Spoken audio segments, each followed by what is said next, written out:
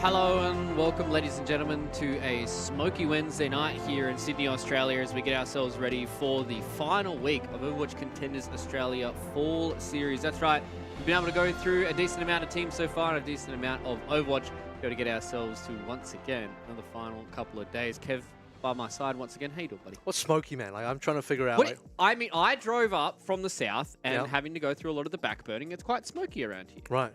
So for anybody who's not from Australia, I'll explain it later. Whatever. Right. He won't, but that's fine. I won't, and I won't even remember to remind him. So we'll just let that one sit and simmer. We'll let that one smoke a little bit longer as we figure out today and as we get into some really good games. I think this is an important day. Tomorrow will be finals day, so this is where we get to get our preview of the top teams finally clashing. Yeah, exactly. And I think the big thing for us is the fact that there is only 2 days left. The competition means that we've got the best of the best right now, and we're going to be going through a lot of the good matches today. So let's go and have a look at this bracket and see where we are setting ourselves up for today. Honeypot and the Miku fan club in the upper bracket. I was going to say that we're having all upper bracket matches today because I felt like I was about a week behind us. But we've only got 4 teams left here, Kev. It is top 4 time. That means we've got upper bracket and an elimination match today. It's all upper bracket quality games, I want to say. You're in the top 4 now. This is my favorite part of each tournament. Unfortunately, it does only happen kind of in the last couple of days here, but you get to the top 4, you get the cream of crop, and suddenly I think the stakes are high, the games are good, the quality is really nice as well. Yeah, and obviously we've been talking about this series coming up first, Honeypot versus the Miku fan club, for a very, very long time. And even last time we talked to Romani, he was very much looking forward to this series as well, because this is kind of the standard of Overwatch Contenders Australia, right, is Honeypot. It's like, how much damage can these teams do to them, and even are they able to take maps, or maybe even if we do Dare to Dream series off of Honeypot. And if the Miku fan club are able to do it today, then I'm going to be very scared for Order and Quetzal waiting in that lower bracket for one of these 2 teams. And even that game, you know, Order Quetzal could be an interesting one. I think Quetzal started to grow on us. They have shown themselves to be a decent team. Order on the other side as well. Trying to make that yen. Trying to make that happen. So, very true. And we'll see how far they can get into the bracket because, you know, losing Mud Dogs last week, quite sad. That was a really good game, 5-mapper. Ground Zero, I mean, it's sad in terms of that's an org that's been around for so long in Australia and have had some really good results, have had more than 1 title as well. But, yeah, they ended up exiting really quickly and not in a particularly close game as well. So, for the most part, yeah, I'm pretty sure the top 4 is all... I don't know that we would have expected this to be the exact top 4, but I don't see any outliers here. I think everyone deserves to be here. Everyone that's here currently in the top 4, yeah, they all made their way through their own sheer meritocracy of skills, and nothing bad to say about that at all. Yeah, and I think there definitely probably could have been some points made for some of those other teams, but at the end of the day, this is the teams that we have here, so these are the teams we have to be talking as our top 4. And I mean, every single time we come into these tournaments, we always try and figure out who is going to be our top 4, and sometimes we're surprised, sometimes we are not. But I mean, starting out here with Honeypot versus the Miku fan club, this is something that I'm licking my lips thinking about the prospect of, because every single time these guys go up against each other, yes, it has been Honeypot that has come out on top, but I think Miku fan club have proven to us in the past, and maybe they are on that upward trajectory this time around in the Fall Series, but they've been able to do a decent amount of damage to Honeypot. Well, they're one of the only 2 teams that have actually taken a map off of Honeypot, so they didn't quite get to do that in the last final. So technically speaking, the last time they met, which was in Summer Series final, I believe, it was a 4-0 to Honeypot, but in the upper bracket final, they did take a map. I believe Ground Zero also took a map of Honeypot last tournament as well, so Honeypot still have only lost 2 maps over the course of their now 3 tournaments. So we've gone through a lot of games for Honeypot, and they've barely broken a sweat. Well, they break more than a sweat today. That's the real question. You guys are well aware by now that this game is brought to you by the Monopoly game at Macca's. That's right, you guys can scan and play today. Got myself some Macca's the other day coming back from a little adventure into the city. It's always nice to get ourselves involved in that, but I want to get ourselves involved in this series here, Kev. Honeypot versus the Miku fan club. We've already seen so far that the Miku fan club very much are a Junker Queen kind of team. They really want to try and rely on Romani Junker Queen, but they have shown a few extra things with the Roadhog here and there, but that could potentially be a bit of a double-edged sword for them today as well, right? Those are the 2 looks. I'm trying to remember what else Romani has really played, but that's only it, right? At this point, you know, the only thing that really stands out is that he's also played the Ram last tournament as well. Obviously, oh yeah, the Ram, but that's not irrelevant here in this current meta. Yep. Hog is even not really that relevant. I wonder if he'll even think about bringing it out today. I think maybe you get really desperate. Realistically, you should be able to rely on the Jungle Queen the whole entire way through. Is that going to be enough, though? Because Miku Fan Club, they are certainly very good at what they do in terms of that singular trajectory, and sometimes you can just one-trick your way through to a victory. You're up against the best of the best here. Honeypot, they know exactly what they're up against. They know exactly what they should know exactly how to counter. Let's see if they can actually do it. Yes, it looks like they've decided to roll out here with Soggy on the Mei this time around. They're still going to have the Alari in the back with the double hit scan, so it is always nice to see that support line for both these two teams. No Ana, though. I would have liked to have seen Collex roll on Ana here. I think the Alari is nice, but maybe a little bit too greedy. You know you're up against a Queen. You know you got to shut down the Queen. Decent amount of damage done there. A lot of this is also going to come down to Adam. Obviously, he needs to land those spares, but we already have an opening pick. Yeah, I mean, starting out already here by losing Nu is not what you want to see if you're a Miku Fan Club fan. And maybe this is the reason why we're seeing Color Hex come out on the Alari, because having that extra bit of pick potential from the support line is always nice, especially when you combine it with players like Niang and Soggy. These guys have been notorious for taking people out, and as I say his name, he gets one done. Soggy wins that fight, but as you said, losing the tank battle, it's Niang, though, that gets the kill and the trade back onto Romani. Both these two teams are trading members back and forth, and nobody really has all too much control. Yes, the percent is going the way of Honeypot, but I don't think they have the actual full control of the point, especially now with more members of their team coming back in towards the point.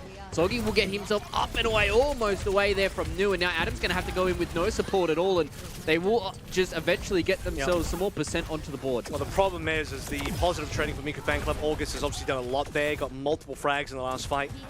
And it came down to, I believe, both teams had 1 DPS, 2 supports, but it was August that was the standout in that 3v3. And the only one currently with an ultimate as well to show for it.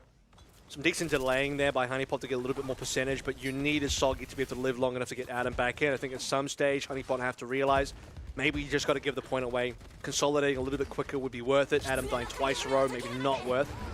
And losing out on Yang early on here means that the Photon Barrier can go out. Adam is stuck between a rock and a hard place, so we'll drop the lamp to at least keep him alive for a little bit longer. They're going to try and use the window and the Terror Surge to get them in there, but the TP is enough to get themselves away for now. A lot of these Constructables are going away, but Color Hex finally been able to get one back onto his counterpart, and August has done a lot of damage so far. Romani comes in with the Rampage onto 3, and that will absolutely decimate Honeypot, who looked like they were potentially able to stabilize just a moment there. Yeah, I like the combo that was coming through from Honeypot, but Romani just survives it all. His teammates are falling around him, but Jungle Queen has that capability of solo carrying the game, especially when Rampage is available, and a well-placed one at that. He hits like 3 members minimum, just cleaves through the entire Honeypot squad and keeps it up for Miku Fan Club. Huge. And continues with another frag in the next fight. Yeah, you hate to see that from Niang, just walking out and getting picked off once again. He got knifed, pretty sure. Oh, getting pulled out is never fun. That's kind of the power of the Jungle Queen sometimes, right? As you said, solo carrying a lot of these fights, but also being the one that can reposition some of these players is always nice.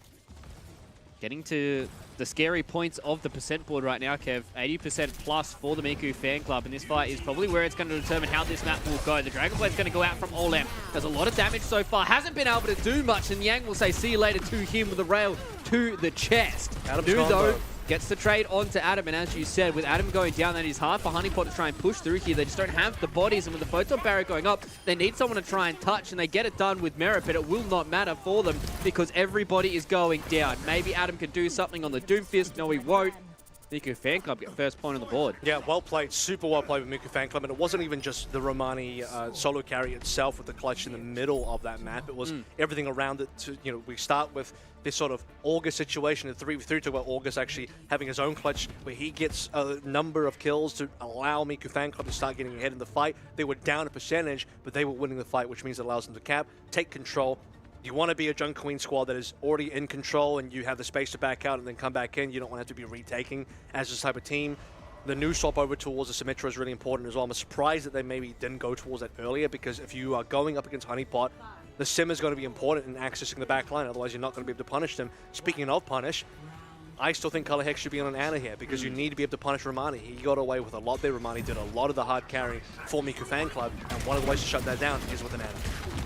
Interesting to see if Colorhex is going to make those audibles as we go a little bit deeper into this series. But right now it seems like the Miku fan club are the ones in the driver's seat. All of them's going to come out here onto the Bastion. Goes into the turret form, tries to do a little bit of damage to Adam as he gets the spear spin going. Romani oh so low there on the Junker Queen, but is able to at least get themselves healthy up with a bit more of this HP steal. Lantern goes down to at least keep them alive, and with Olim getting the first pick of the game, Adam will fall shortly after, and the Miku fan club once again win another convincing fight.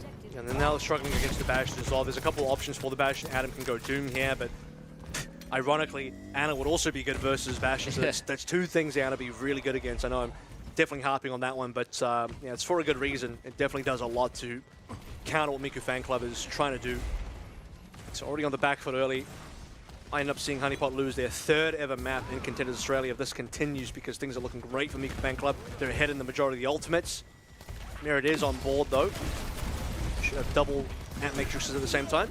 Yeah, so we're going to drop both of these windows here. So who's going to be the one that gets the damage down first? Nu takes down Yang, who hasn't really been able to get into this game just yet. Soggy loses his life as well. At least Adam gets something back here, but everybody else from the side of Honeypot are stuck up on this high ground, and Adam really just needs all of this healing from above. Doesn't get it. Romani takes him down once again, and it seems like the tank of the Miku fan club is just going on an absolute rampage so far. Yeah, Romani is, at least on this particular round, not quite dead yet.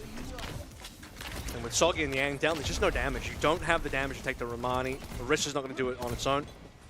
Double support line is good for outputting, but I just don't think you're going to outdamage the amount of self-healing that Romani can put in there with the additional pocketing from August. We're starting to see what the utility the Symmetra can do as well. TP Romani in and out of pressure. We see now with a team fight going in, Merit tried to throw out the Lantern, but it wasn't going to be enough. Soggy now has to go into the ice block. Maybe they can use some of these ultimates and get some stuff done. Beautiful ice wall being dropped down by Soggy.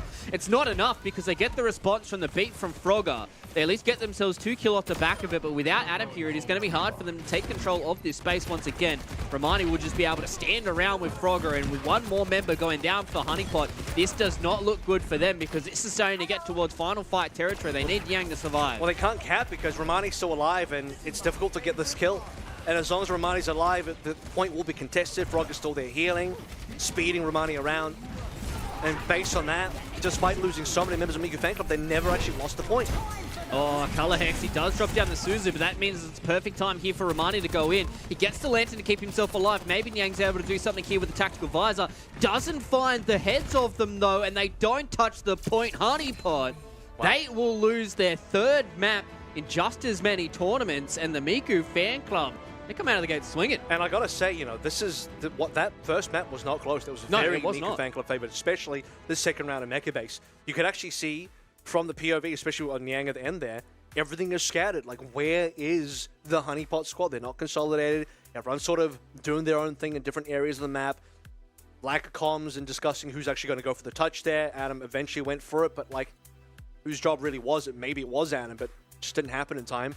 Nyang had barely any targets to shoot as well. He just couldn't see anybody on the map, and you know, their map control was in a bit of a shambles, and I still think the picks weren't optimal for Honeypot. I think the Mei is like fine, it's okay, it can be annoying for the Jungle Queen, but this just is evidence to me where like they're trying to sort of counter the Jungle Queen, and the Mei is okay for that, but they're not even using what I think are the far more effective counters to the Jungle Queen, namely the Ana here. And Romani got away with so much. He really carried this opening map, in my opinion. Like, he was the force to be contending with, and I don't think he even died on Mecha Base at all. I'm pretty sure he didn't die. No, he didn't, and I'm pretty sure, yeah, it was a collective of 23% that Honeypot got off of both of these two control points. This was their best fight. The Mei freeze with the Blizzard was their best fight, and they still couldn't get the flip. Why? Because Frogger and Romani left 2 members of Miku Fan Club left, and that was enough to hold Honeypot off. He went down to 1 HP here on Mecha Base towards the end of that map, and that was as low as he ever did get. So the Miku Fan Club, that was a very dominant performance here on Control. Yeah. But we have seen in the past that sometimes controls can really get out of hand really, really fast for a lot of these teams. And when we start getting deeper in the series, that's when we really start to see a lot of these teams go hand in hand. But the fact that the Miku Fan Club started out with such a dominant Busan gives them a lot of confidence going into Numbani, because this is where you can start sowing the seeds of doubt, because it's like, oh, Honeypot are like, maybe our first ideas against this Junker Queen don't really work. And, well, I think Numbani is a good pick for Honeypot. This is one of the maps will be slightly more difficult for the Jungle Queen with the Symmetra TPing around. It's still an okay map. I don't think it's absolutely awful for the Jungle Queen, so you're not really going to get into any bad space until... Ooh. You'd have to pick away from Esperanza. I think if you go to either Coliseo or especially New Queen Street, things get a little bit rough. Then you look over towards the Escorts, things get a little bit rough for the Jungle Queen. So realistically, I think for Honeypot, you know, you don't want to have to rely on the series going the distance, but we're not getting like a bad map for Jungle Queen just yet. This one's not amazing. It's not that bad. We've also seen the Hog come through for Romani as well. True. There's also just bigger problems. I think when you look at Miku Fan Club, the way they're playing the Jungle Queen composition is really clean because the individual carry potential is obviously there. You're seeing it across a large number of members. Typically in the past, we've seen New pop off with Sojourn. He hasn't even done that much in this map and series so far, but everyone else has been doing enough that really doesn't matter at this point. And generally, just seeing Honeypot being a little bit disconnected more than usual is a little bit strange. But when we talked to Romani, they were confident they could take it up to Honeypot. They weren't lying. Yeah, exactly. I mean, they had the week off. They had plenty of time to do the tape here on Honeypot. And, I mean, that is kind of the blessing and the curse of being such a dominant team in a small region like Australia is sometimes you're the guys that everybody does the tape on. Echo's good here. Okay. Still sticking with the same support line, though. Well, I mean, a wrestle double flex. It's been traditionally this particular map, Bap and I. Just see if they can get the pick. You need the pick potential. You just really can't kill the Jungle Queen unless Romani overextends so much. You need to kill everybody else. And Merit looks like he's in trouble. He's down. Yeah, Merit was going for a trip in his favorite rocket ship, and unfortunately for him, he's zooming back to spawn. And they got themselves 2 kills off the back of that, though. But with everybody else losing their lives, it's only really Adam and Color Hex that are hovering around here. Yeah. Frogger did not need to go forward there, by the way. That was really green. Luckily for Miku Fan Club, Numbani A, favorable defense, so they'll all be back pretty soon. What you need to see Honeypot do is set up this Bastion. I mean, Niang's decided to go to Bastion, that's fine. You need to be able to actually take control of the high ground. You're not going to do it on the right side. You can do it on the left side, but you have to brute force your way up. The problem is Romani and the rest of Miku Fan Club are waiting there for you. So unless Soggy goes towards, we see what this Captain Sun does. It's actually a big pick. Yeah, connects on to multiple people. At least gets the one connection there onto August. Thank God for Soggy getting rid of that lantern, because that potentially could have been a disaster for Color Hex. But getting the opening pick here for the offense is exactly what they would like. They're going to try and wait out this photon barrier as best as they possibly can. Frogger says see you later to Color Hex. Doesn't have the boot to get themselves back onto the platform, and Nu finds another frag for them, but will eventually slip off, doesn't get back on. Thank God for Adam and the spear spin. Rampage will go through onto Niang, and that was a good start for Honeypot, but Miku Fan Club swat them away. They don't have the staying power. Adam dies, and that's about it. Once your tank is gone, the rest of your players will just struggle to take down Romani. And what I was trying to say earlier is, if you want to set your Bastion up on the opposite side of the map, you need to have some mobility like a Symmetra as well. So Soggy might have to swap for that, but then you lose the Echo, which I think is a good matchup into most of what Miku Fan Club are running, outside of the fact that Olam can get some free shots. Now that they're trying to go main, feels weird because, you know, you have no real mobility here. You're trying to send a Bastion, not a Bastion, well, kind of a Bastion, but you're sending the Orisa down main. Doesn't feel good. Oh, Nu just gets the pick there onto Merit as well. They're going to try something here with the artillery, but Adam's oh so low here on the Orisa. He gets brought down, and there's just not much that Honeypot can do. This is the most disconnected I've seen Honeypot What was ever. the game plan there? You send your tank down main, and your supports are sort of flanking on coast. Are you supposed to be able to link up? Color Hex is he's mostly focusing on damage on the flank, so he's not really healing at all. Merit, I think Merit died early, didn't he? So it's like, he did. So yeah, that's your only healer down for Adam gone. Niang has no setup down bottom. This Bastion can't do anything because the Bastion requires either the left or right side setup. And at least going back upstairs. Yeah, they've at least decided to go back up onto the high ground. Olim's going to try his best here. The Terror Surge hasn't been able to hit on anybody just yet. Adam is oh so low, and Nu will take down the pesky turret in Yang, and Adam will bite the dust as well off the back of Romani. And with only 58 seconds left to go, this is the reset button that you want to hit here for Honeypot, because you can at least have yourselves an extra fight in this. But Soggy wants to try and do something with the Soldier 76 duplicate. Adam's going to come back here on the Doomfist to try and play some of this fast tempo Overwatch. But they haven't been able to connect with anything just yet. They got themselves some picks, but now with the late death on Soggy, this looks all but hard to do. They haven't got a tick yet either. They've got no progress at all. In fact, not forget about a tick. It's just 0%. Nothing. Yeah, they haven't even touched the point, which is... And they can't. And this window will do nothing for them because, again, they don't have the setup. Now going over towards a really fast composition, trying to pseudo dive here. But a lot of this still needs set. Your support still needs some clean line of sight to stay on, because if I'm Miku Fan Club, I might even give you the tech just so I can dive onto Merit and Color Hex. Yeah, they've at least got themselves a little bit of that progress, and as you said, they at least give them a bit of space to try and play around with so they can deal with that backline. Color Hex gets something done by taking down Nu. Adam is still oh so low. Color Hex needs to try and get in there and keep this healing going for his buddy on the Doomfist. They at least get themselves a little bit of progress on the point, with Romani getting oh so low on that critical HP. Maybe they can do stuff here with the health pylon sitting here onto the wall. Frogger deals with that, so now they don't have too much healing to try and play around with. Some of the members from Honeypot need to return here to get this fight going. Adam gets something done by getting the one punch there onto Frogger. There's only one support left. Finally, Romani goes down, but Olim comes in, takes down the Doomfist. Soggy's trying to do his best on the Tracer, trying to win this 1v1 versus Olim. It's actually a 2v1, and that will be it. Honeypot will not even get a single tick on Numbani. This is what happens all the time, Kev. Everybody hypes up these series, and sometimes they just fall to the wayside, and I don't know what to say to Honeypot. I don't know. Is this Miku Fan Club shutting them down? You know, 3 years, jar is empty. That's very true. There's no more honey. It's like, damn, got to go back to the store and load up. But the question is this Miku Fan Club just shutting them down, or is Honeypot not doing anything? Miku Fan Club are just playing correctly, and that's not just it's not to underplay what they're doing, because playing correctly is obviously sometimes quite hard, given that Honeypot are not doing that right now. So it sounds obvious and it sounds easy. It's not, but Miku Fan Club are optimizing their comp. They're optimizing their strategy to accomplish their goals with the Junker Wing composition, and Romani died, what, one time in this entire defense? Yeah. And that one time, by the way, was the best push for Honeypot. That just shows you how hard it's been to take down Romani. Beyond that, I have more compositional questions. Like, I mean, forget about the Ana for a second. That's one part of it. But you want to play Orisa, Bapilar, that's fine. I respect that. You can do that. However, you add the extra Bastion in, but there's no mobility for the Bastion. So their only strat is to brute force upstairs. They did that maybe a couple of times, just struggled to get past because the entire Miku Fan Club squad is up there and they're all shooting down a choke, so that feels difficult as well. But you don't have any options. Soggy, in my opinion, should have gone towards a sim a little bit earlier to give you some options of at least rotating across the map. As soon as you saw Adam and Yang just chilling in main on the bottom low ground, I mean, you've lost the game. You can't do anything down there with no mobility. And then you swap over towards a Doom and a Trace and a dive comp, but then you're still on the Bapilar. It's like, well, those two supports just died. And now you can see what happens when you have that extra mobility. You get directly on top of Yang, and he bites the dust early on here. This is over. Yeah, I'm going to have to agree with you. We're losing two members with no response just yet. Maybe Color Hex can do something, but you're going to need some big clutch plays here from the Honeypot squad. Romani. These guys need to be the ones that stand up for the defenders. At least get rid of one of the tanks, but they need to make sure that they hold on to this point.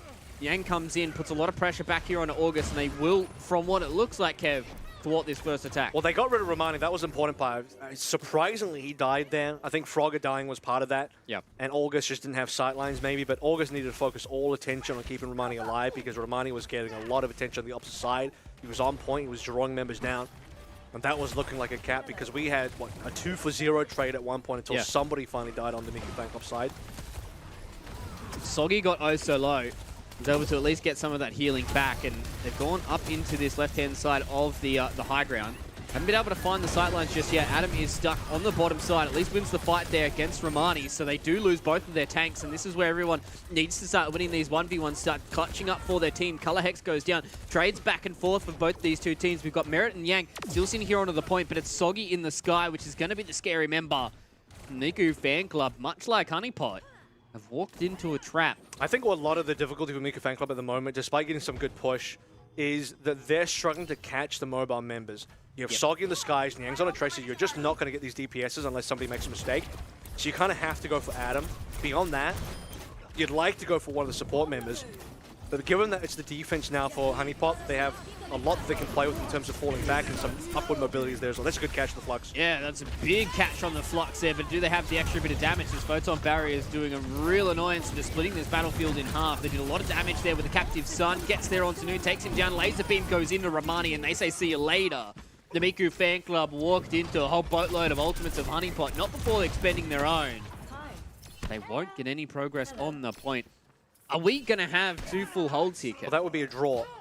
So that is good and bad for everybody. Yeah. But I think Honeypot need it. They need this draw badly. Yeah, 100%. I think, if anything, it's much more about confidence, Actually, getting themselves right. The real win there for Honeypot was winning the fight where Nu had the photon barrier, because that should be the good fight for Miku Fan Club. That should be the fight that's difficult. All right, we're going to have the duplicate come in. It's a lot of damage that goes in towards Soggy here, and unfortunately, you've got to isolate it. Nyang's able to deal with Olam. The Rampage goes through directly onto Adam, so he's not going to get any of this healing. Completely purple, but Romani also doesn't have any of this healing. They lose one of the tanks first, but Romani he has still stayed alive, and as you said, killing Nyang is a big start for the Miku Fan Club to get Numbani under their belts and get this series off to a bang. This will be it, a 2-0 start. The Miku Fan Club. Romani living again on 1 HP, there was the difference making, because every time so far we have had a lot more kill pressure on Romani on the defense. Honeypot, you actually see them actually get this Jungle Queen down, but oftentimes they'll lose Adam as well. But hey, it's cool. It's a 1-for-1 tank trade. That's workable. You can play the 4v4. Issue there, Adam dies, Romani doesn't. And Nyang went chasing for Romani, which is the correct play. Nyang has to get the kill, though. Romani is on critical HP, but Nyang loses the duel. He gets Carnage down. You've seen the kill feed, and as he gets Carnage down, Romani's HP goes back up, and suddenly the Jungle Queen's back, and now your kill pressure on the Jungle Queen is 0. So, as soon as that happens, and you don't have an equal 1-for-1 tank trade, you're done. Yeah, exactly, and we saw that multiple times on the defense, right, where it just felt like that Adam was walking into a meat grinder, he was losing out, they weren't killing Romani, and then everything kind of fell to the wayside. But I mean, what a great start coming in here from the Miku Fan Club. They've really been able to put their best foot forward. Is insane against Honeypot. The fact they've doubled the map losses that Honeypot has ever had, which is crazy, which is absolutely insane. But there's still plenty of time left in this series, ladies and gentlemen. If you guys want to see how this series pans out, you have to join us on the other side of this for more of the 4 series.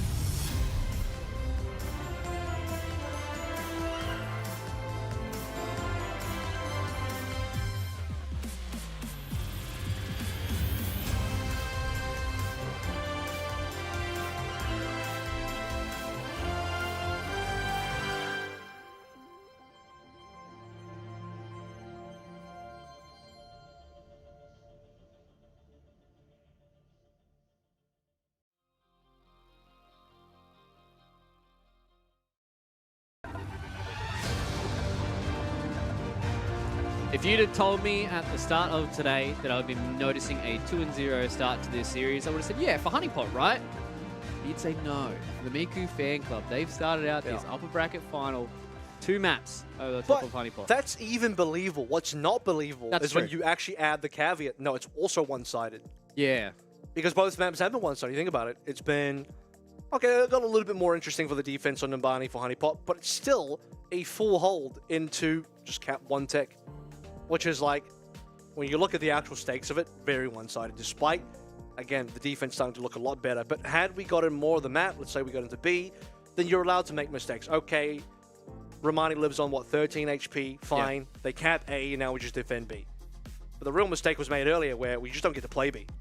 Yeah, which is the sad part for Honeypot, because it feels like they've just started extremely slow in this series. They're starting to warm up a little bit now, but it could be too little too late. We've seen this plenty of times as we go into these Flashpoint series. Sometimes teams really start to warm up, but the Miku fan club, they just come firing right out of the gates, and they will blow you off the park if you let them, and it seems like that's what happened so far here for Honeypot. They just have not been able to get themselves a stranglehold of this series, and I'm not going to count them out just yet. I mean, this is a very, very strong team, but so is the Miku fan club, so if Miku fan club are able to 3-0 Honeypot in this upper final, as I said at the top of the show, I feel bad for Order as well as Quetzal, because you're probably expecting the Miku fan club to drop down there and maybe there's a few more avenues for you to get through, but a Honeypot that has lost their first series since their inception, it's probably going to be a pretty scary prospect.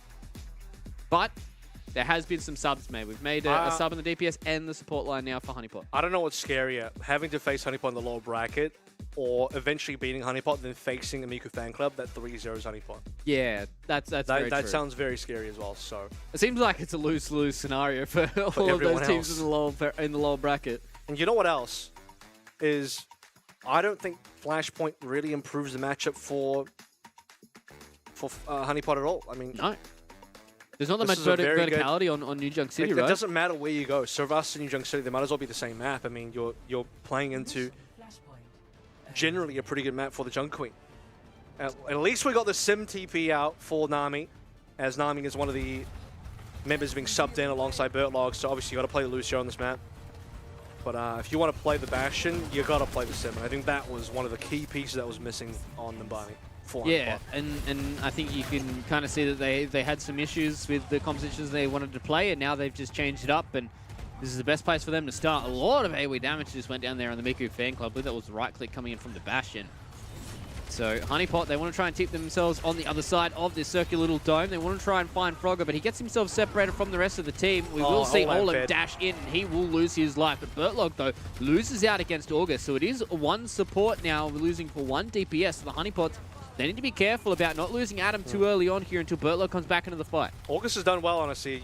Again, we saw in the first map, had good damage output down, good trade, so that alleviates a lot of the pressure that would have been a 5v4. Merit, got to be careful. Yeah, oh so low here on the Baptiste. At least gets themselves back up to regular HP. The other side, though, Frogger was the one that went down to try and get rid of some of those constructibles. Hasn't been able to do it just yet. Nami's so low. At least the lamp goes down. They get a bit of healing back into this Bastion. They want to try and win this fight, but it's Nu that says no with the rail. They're going to get the TP back up onto the high ground so Adam can try and get the spear spin going, but Nu with the power slide just gets him out of dodge. Olem's so low as well here on the Genji, trying to get away from that window. Adam, though, wins the fight critically against the other tank. They've lost so many of these members. It's Honeypot. They need to try and get this done against an Overclock and the Kitsune Rush, and it's not going to be enough. August and Nu stand up for the Miku fan August club. Didn't even need a ult. That was, in my opinion, an unnecessary Kitsune Rush. They had already wanted the Overclock was enough. They already had the player advantage. It's not like Honeypot at the cap, so you're not losing time there. I'm pretty sure Nami got knifed by Romani, got pulled into the pit, because there's otherwise no reason for Nami to walk down there. And as soon as Nami was pulled into the pit, Lamp had to be burned. Nami was in trouble at that point onwards. There was not a lot to save him. So, yeah, losing a Bastion like that is going to probably cost you that fight. It's exactly what happened. Just not having that purse coming in from the turret form is a little rough. Now Honeypot, though, they're going to try and jump their way into the face of the Miku fan club. The Terror Surge will go down, so it's going to be a lot of damage. They will use Artillery Strike in the background, but the beat gets dropped, so there's going to be a lot of this damage being mitigated here by Frogger. The Miku fan club haven't lost anybody just yet. All they had to commit was the beat. Nice little spear there goes onto Nu as he is power sliding away, but they haven't been able to connect on any of these kills just yet. Nice little knife there from Romani to get a little bit of this healing going. Rampage goes in. but they say no. Adam still gets purpled up, so does Niang, and they don't have the healing to get it done. Bertlog just hit the beat, but it doesn't matter because he's lost his tank and his DPS player. At least Nami gets something back in return, but this first flashpoint will go the way of the Miku fan club. I mean, Adam blocking out the rampage with the spare spin is required. That's what you need to be able to do, but Niang getting caught as well is unlucky or just bad for Honeypot, as Adam's going to say, you know what, you want to play some Junk Queen? Let's actually do this now. We're going to play some Junk Queen for real. Unfortunately, though, I think Miku fan club are in the better mirror composition. They're actually set up for it. They're pre-set up for it because they already got the Sojin, the Genji, and the Kiriko. Whereas Honeypot are playing the more poke-style version. See how that works out for them. I mean, the output is going to be high when Nami can really put it out, but I don't think we've really seen that Bastion threat so far. You need this next fight to be played where you TP into an angle, drop Merits and Matrix, and then have Nami just spam damage through an off angle.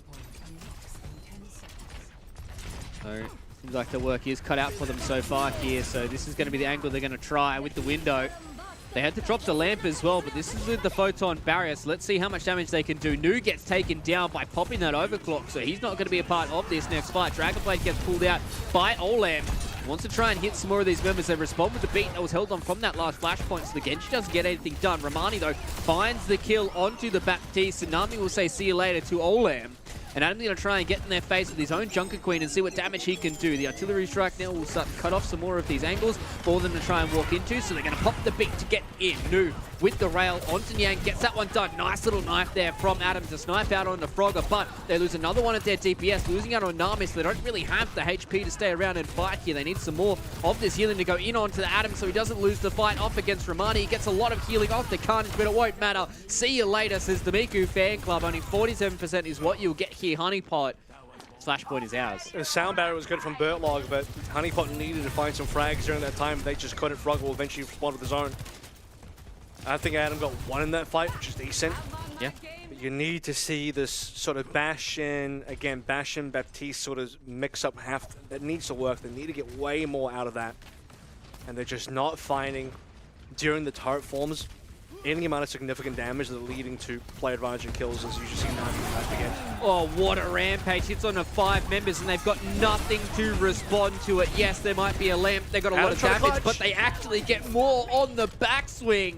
Nu finds 2 by getting a lot of these low members down with a few of these rails. They're going to try and fight with the Kitsune Rush, and Nu's on something right now. Hits the 3-piece, looks for the 4th with the overclock, gets it done, wants the solo man ace. It's only Adam. He has to try and fight through it. 30 HP, doesn't get it done. Adam will stand up for the team of Honeypot, but there's too many members returning from the Miku fan club, and that will be the second flashpoint going the way of the fan club. Now it's a reverse sweep in the map and a reverse sweep in the series as well. It's as reverse sweep as you can really hope for, and that was an amazing fight for Honeypot because Adam really pulled through on his own rampage, and you thought Romani was just going to end the day right there. 5 members caught, 5 purple on the side of Honeypot.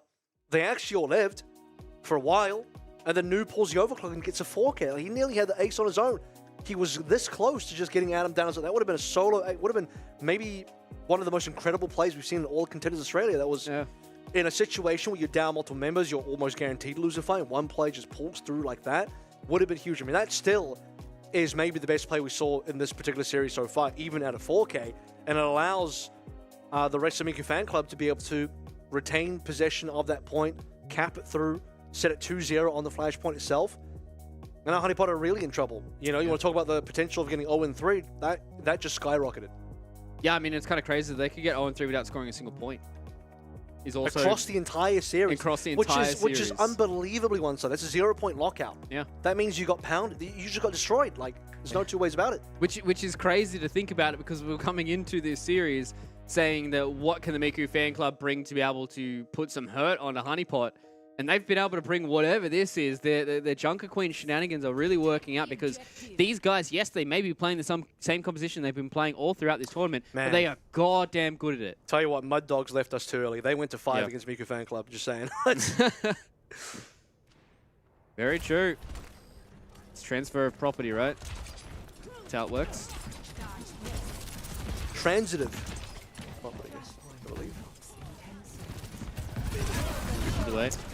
Romani's ahead of the window, so the window will do nothing. That's a reflected Nami right click, and he gets himself the kill off the back of it. And now with the second piece working towards Miku Fan Club's victory here. It's going to be hard for them to get up against this. Bertlog will drop the beat so they can at least get themselves a little bit of control on this point. After taking out Romani, there's not all too many issues they're going to have left here on the point. August has been a nuisance, but gets out with the swift step. It's not capped yet. I don't think Romani's close enough to contest, so this one will seemingly go. Maybe, actually, they do have a contest. So, yeah, it didn't get capped in time. Olam needs to go down there. Finally, Adam. There it is. Yeah, now with the commanding shout as well, they're going to walk forward and see if they can try and get some more out of this. Adam is mad, and Adam is ready to get this reverse sweep rolling. Gets the kill there onto Romani, so at least with this first cap of the flashpoint, it's a step in the right direction. Yeah, I saw some good knife throwing coming through from Adam there. Hits 2, both ended up being kills.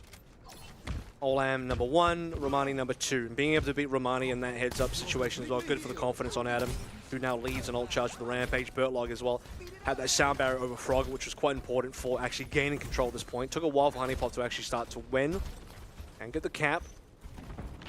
Still good ultimates. It'll be Rampage versus sound barrier, and I don't think Frog will pull it for the artillery, or at least shouldn't. We actually saw August pull through Suzu for the artillery previously. I think that's just giving him too much respect. You definitely want to try and hold either Suzu or the beat for a response to the Rampage, which Adam does have ready and available for them. They're going to go directly in here. They do see the Suzu go down, but that just means the Rampage can go in. Hits on the 3 members. How much damage do they have done? It doesn't matter because the Rampage goes back through all of them, and Honeypot will go back to spawn, and what they thought was a good fight turned out to be a disaster. Well, this time it's Frogger that has a sound barrier, not Bertlog, so this is the difference maker. Both Rampages coming through. One of them gets mostly blocked out by the sound barrier, even though Adam used up the tail into the sound barrier. Enough of the bonus HP is going to be there. So much so that you got 2 extra ultimates that don't even need to be used. We already know that Noob has put out a lot during the overclock so far. 94 though. Honeypot, it's as good of a start as you could hope for. Yeah. We don't even need 90 for like 80% last fight territory, so even at 80 it would have been fine. Can you get enough done out of Merit? Again, I think the windows have not really given value.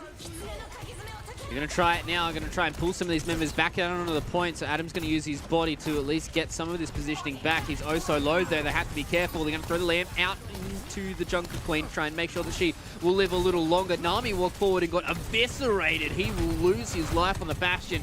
So the first pick goes the way of the Miku Fan Club once again. We're going to drop the beat here for Honeypot. They want to try and get this point done. They want to try and get Flashpoint rolling in the right direction. 2 kills now for Honeypot, Romani, and Olam doing what work they can for the Miku Fan Club. But with Romani still alive and Adam dead, this is very hard for them to stay alive. The Egg has to try and do something. Otherwise, this series is finished, and it doesn't look like it's going to matter. The Miku Fan Club are going to stand on top of the corpses of Honeypot and say, we are the new top dogs of ANZ when it comes to Overwatch Contenders Australia. It will be a 0-point lockout, and Honeypot, you thought they were champions. The Miku Fan Club have come back in the fall series and say, we want that grand final spot. Yep. We want to have the advantage going into the final day. It's looking like it might not just be a full year of Honeypot dominance. It could have been a dynasty. Maybe it still can be if Honeypot can make it through the lower bracket, but at this stage, that is going to be a lower bracket run as Miku Fan Club stamp their mark in a convincing and dominant fashion, 3-0 with a 0-point lockout. You want to talk about the fact that Honeypot up until this stage have only lost 2 maps. They've more than doubled that now from 2 to 5. 150%. But they've also then dropped the series on top of that without a single point capture. So it is as far in terms of a 180 as you could possibly go.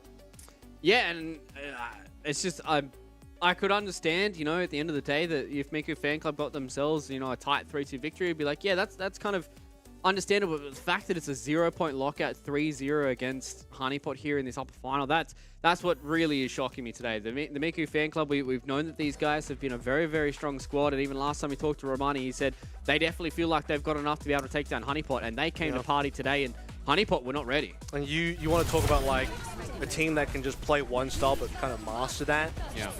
We already saw a situation where Jungle Queen was kind of like a fringe pick last tournament, legitimately in the meta this time around. And you want to talk about a team that can push the limits of what this comp can do, you're looking at it. So, yeah, it's part of me is surprised, part of me is also not at all surprised in terms of how damn good Miku Fan Club were in this series. I think they played better in the series than any other series we ever seen.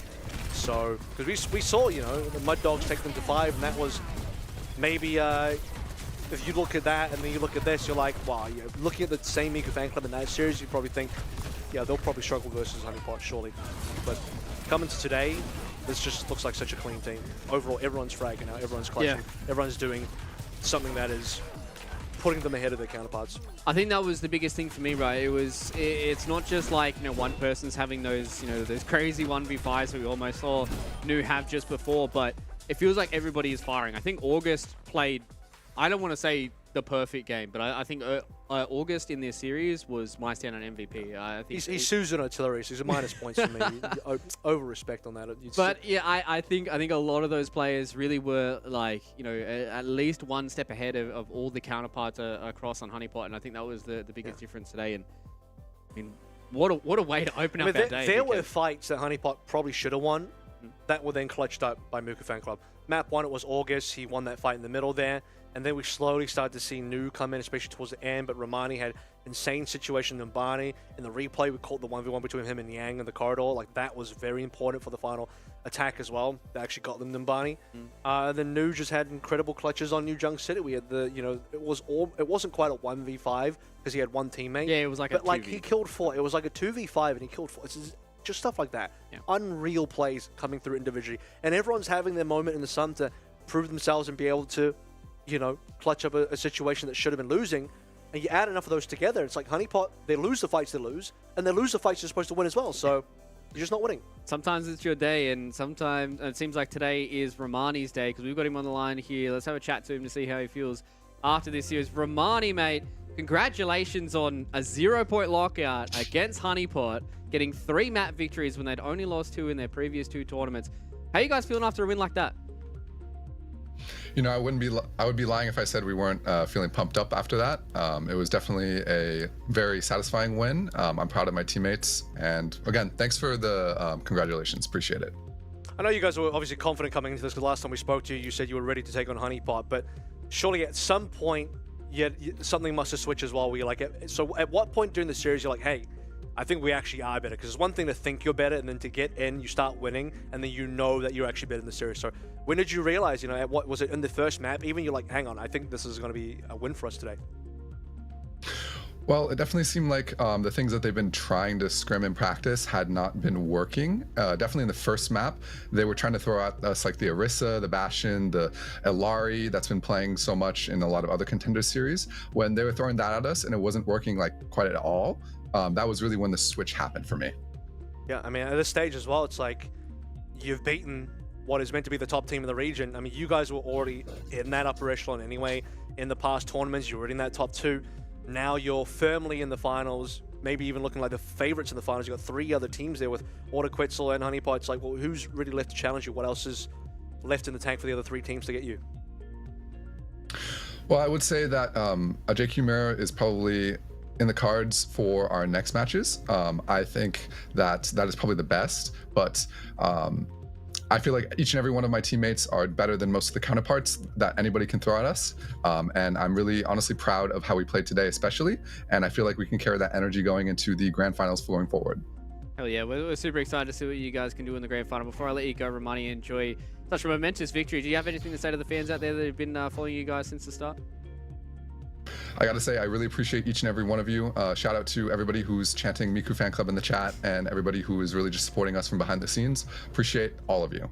Yeah, I know there's a lot of fans of the Miku Fan Club in the chat right now, and I bet you they're going absolutely ballistic that you guys have been able to do what you did against Honeypot. So congratulations once again, Romani, and enjoy the wait in the grand final. Thank you so much. See you guys later. Thanks.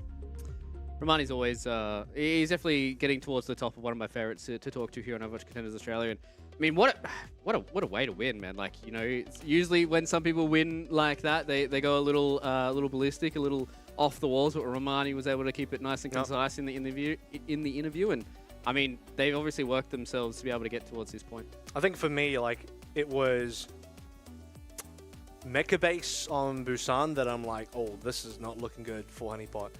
As you're given the benefit of the doubt, round 1, you're like, okay, yeah, just downtown, this is whatever. Like, maybe they got to figure some stuff out. They'll make some swaps. They'll do what they need to do.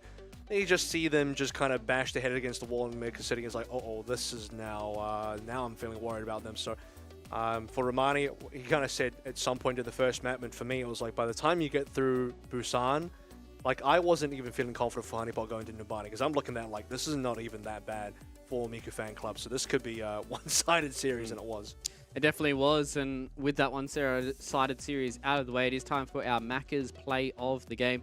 This time around, our Macca's play of the game is going to be the man that we just had a chat to. It's going to be Romani with his 4-piece. So because this happened earlier on in the season, that's the way that the hierarchy does work, Kev. The 4-piece, the 1-tap into Adam, and then goes into a big old 3-piece of the Rampage. It says, see you later to the remaining members of Honeypot. So you knew you got to get a 5k to beat that. That's what knew in a 2v5 to get a 5k. No, but this was really impressive. Well, this cut across everybody. This was huge for Miku Fan Club early on. And, you know, at this stage, you're still thinking, I was thinking, like, you know, maybe it's still okay for Honeypot. Yeah. They'll change it up, but the deeper you get, the worse it goes. And Numbani was not any closer. Romani was still unkillable on, I think, the defense. He didn't die. Yeah. I don't think he died. And the offense, he started dying a little bit more, but the defense like didn't even die at all. It's like, wow, this is a hell of a day for Romani, that's for sure. Yeah, he definitely had a hell of a day, and I'm sure the Miku Fan Club are going to be having a hell of a day as well because they are waiting in the grand final. They get a break all the way towards the end of tomorrow, but before we get there, we have to get through this lower bracket series. We're going to go to a break, ladies and gentlemen. On the other side of this, we're going to see who's going to go home between Order and Quetzal.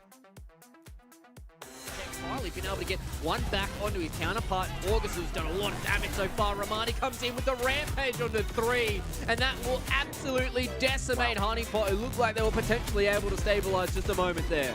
You see now with a team fight going in, Merit tried to throw out the Lantern, but it wasn't going to be enough. Soggy now has to go into the Ice Block. Maybe they can use some of these ultimates and get some stuff done. Beautiful Ice Wall being dropped down by Soggy. It's not enough because they get the response from the beat from Frogger. They at least get themselves 2 kills off the back of it, but without Adam here, it is going to be hard for them to take control of this space once again. Offense is exactly what they would like. They're going to try and wait out this photon barrier as best as they possibly can. Frogger says, see you later. The Color Hex doesn't have the boot to get themselves back onto the platform, and Nuke finds another frag for them, but will eventually slip off, doesn't get back on. Thank God for Adam. Finally, Romani goes down, but Olim comes in, takes down the Doomfist. Soggy's trying to do his best on the Tracer, trying to win this 1v1 versus Olim. It's actually a 2v1, and that will be it. Big start for the Miku Fan Club to get Numbani under their belts and get this series off to a bang. This will be it, a 2-0 start. The Miku Fan Club. Any amount of significant damage that leading to play advantage and kills, as you just see now back again. Oh, what a Rampage. Hits on the 5 members and they've got nothing to respond to it. Yes, there might be a lamp. They got a lot of damage, but they actually get more on the backswing. Getting a lot of these low members down with a few of these rails. They're going to try and fight with the Kitsune Rush, and Nu's on something right now. Hits the 3-piece, looks for the 4th with the overclock, gets it done, wants the solo man ace. It's only Adam. He has to try and fight through it. 30 HP, doesn't get it done.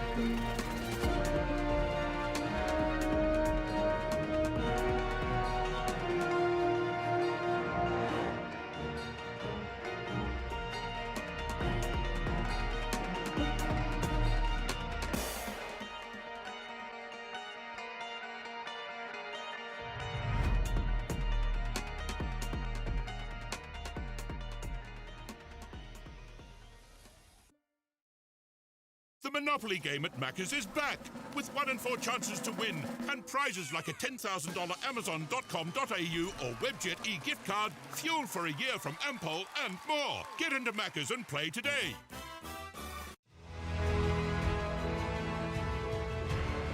Hope everybody's calmed down in chat right now on the Miku Fan Club's historic win over Honeypot, 3-0, 0-point lockout.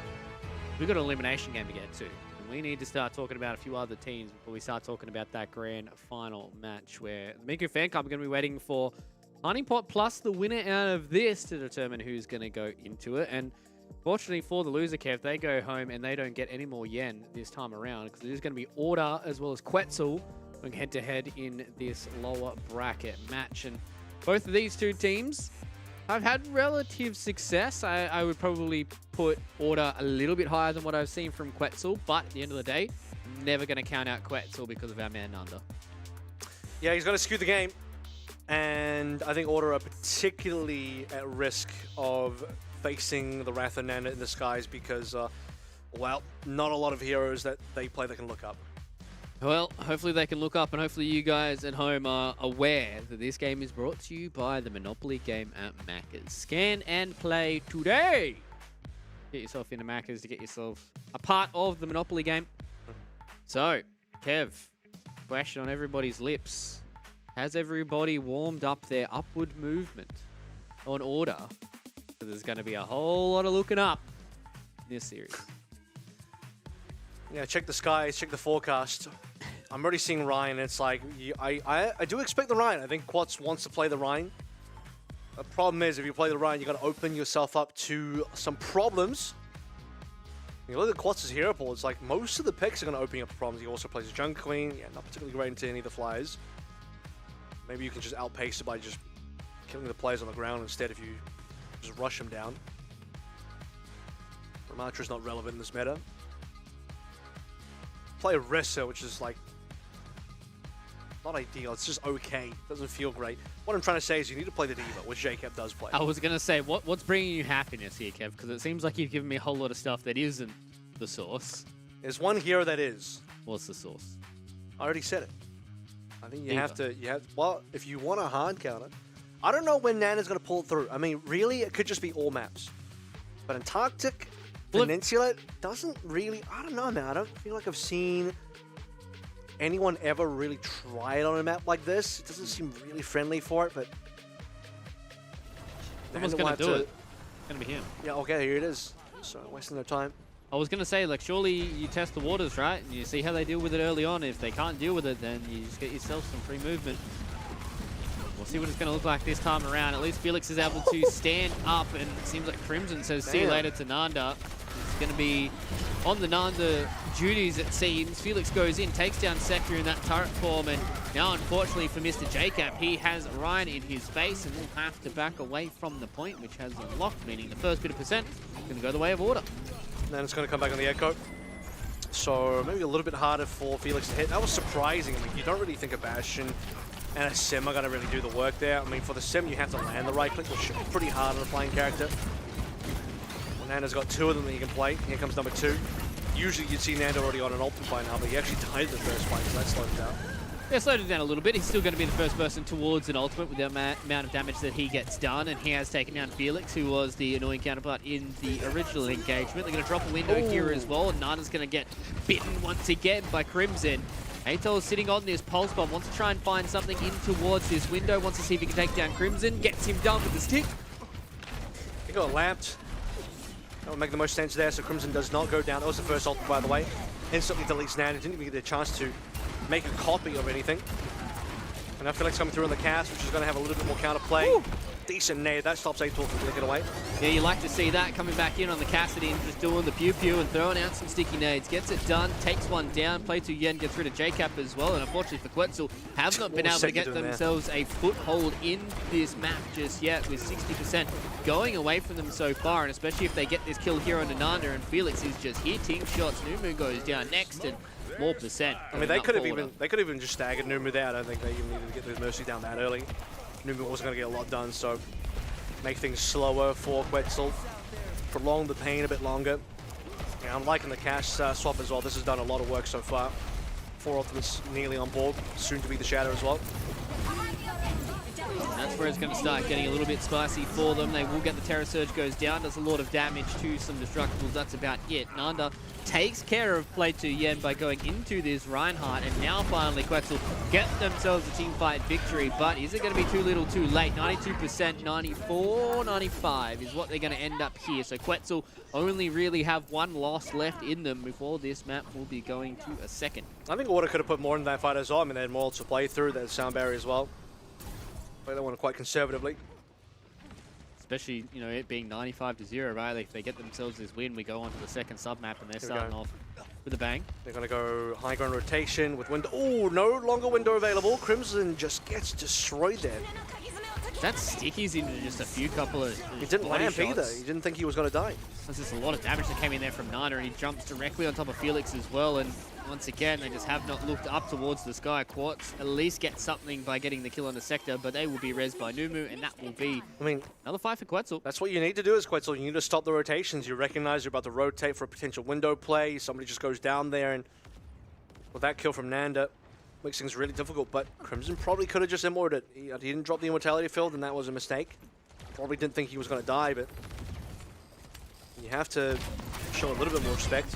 Oh, the stick goes in. They at least get rid of the immortality field, but look at how much damage they've done through that window so far. Don says see you later to Atol, so this is at least one kill going the way of the side of Order. They got the kill there onto JCap as well. It's not what you want to see. The Earth Shadow will get the kill onto Nanda as well. Numu's going to try her best to try and get some of these resurrections, but it will not be enough, and that is the first sub-map going the way of Order. Nando at 93 is off. He actually had the duplicate available. You can dodge the Shadow just by duplicating straight away. That's 7% off that. Probably didn't have Fly available, and a melee Shadow is going to be a crit as well, so that's a lot of damage. Well played. They didn't even need to play any major counters. You had Crimson kind of doing some long-range damage. Felix helping out there, first with the Bastion, then making the swap over to the cast, and working the treat. Nando still did a lot, but that wasn't like, you know, it wasn't dominating the game a lot. So Order were able to kind of put the lid on the both Fire and Echo for now. That being, again, I don't think this is really the map where it's gonna be the most amazing for Nando. So it's just you kind of force it at the moment. Yeah, he's forcing, seeing what he can do, seeing what he can get done, and still definitely does have a few of these other heroes in the back pocket. Play the Genji and a few of these other heroes that are floating around. So right now it seems like the Echo is what he wants to stay on. Done a decent amount of damage early on, have both of these two teams. Cass so far hasn't been able to hit all too much, especially with the sticky nade going away means Atol can almost dive in. Thought him and Nanda were going to have a coordinated assault, but the TP into the backlines here, so the Orisa's going to go completely past the side of Order, and they just came side. That's all they really did. Both backlines were able to get away. And now, with the point being opened up, this is where Quetzal are able to do a lot of work so far. Nanda gets rid of Felix, but Don says see you later to JCap, who is stuck on an island on the point. At least the sticky nades go through. And weren't able to get the kill there onto Play 2 Yen, and with the duplicate coming in, maybe they're able to get something done. Nanda does a good job of getting the double pick going in, but isn't able to build up a shadow of his own so far, so he's trying to do everything he can here in the skies with the help of Numu, just keeping him alive for as long as they possibly can. Hasn't been able to deal with the teleporter just yet, and Quartz is going ham with this big old hammer.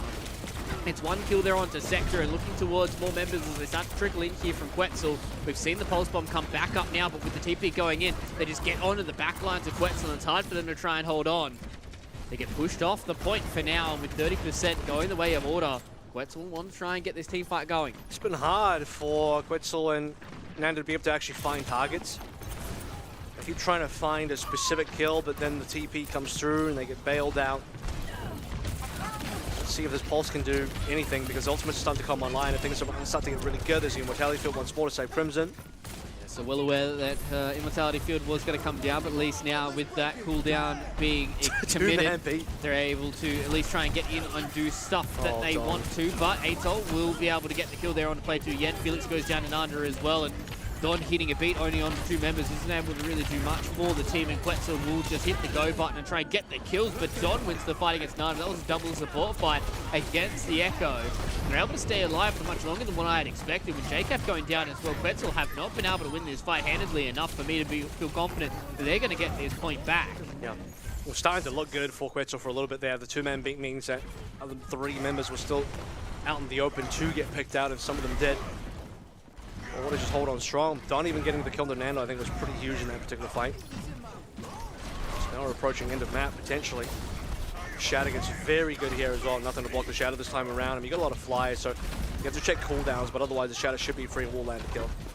Yeah, especially if you're able to just isolate JCat much like they have right now. The Suzu's able to at least get him back up and fighting. Nanda now goes into the back teeth, so wants to try and build up towards the window by himself, I guess.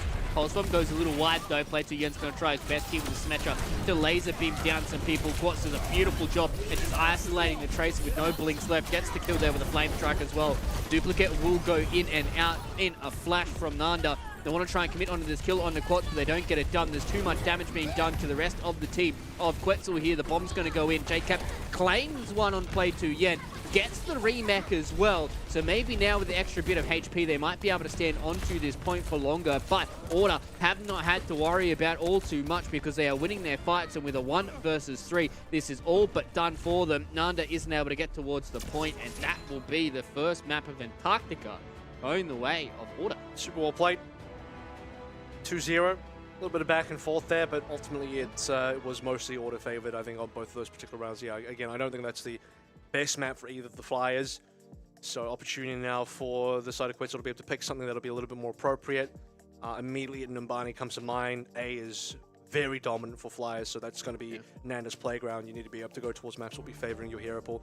I mean, it really shows that Order for a particular map like Antarctica Peninsula, it really does favor Brawl anyway. That's the map that, alongside Lijiang Tower, is like one of the most Brawl-favored maps that you can get in this particular map pool.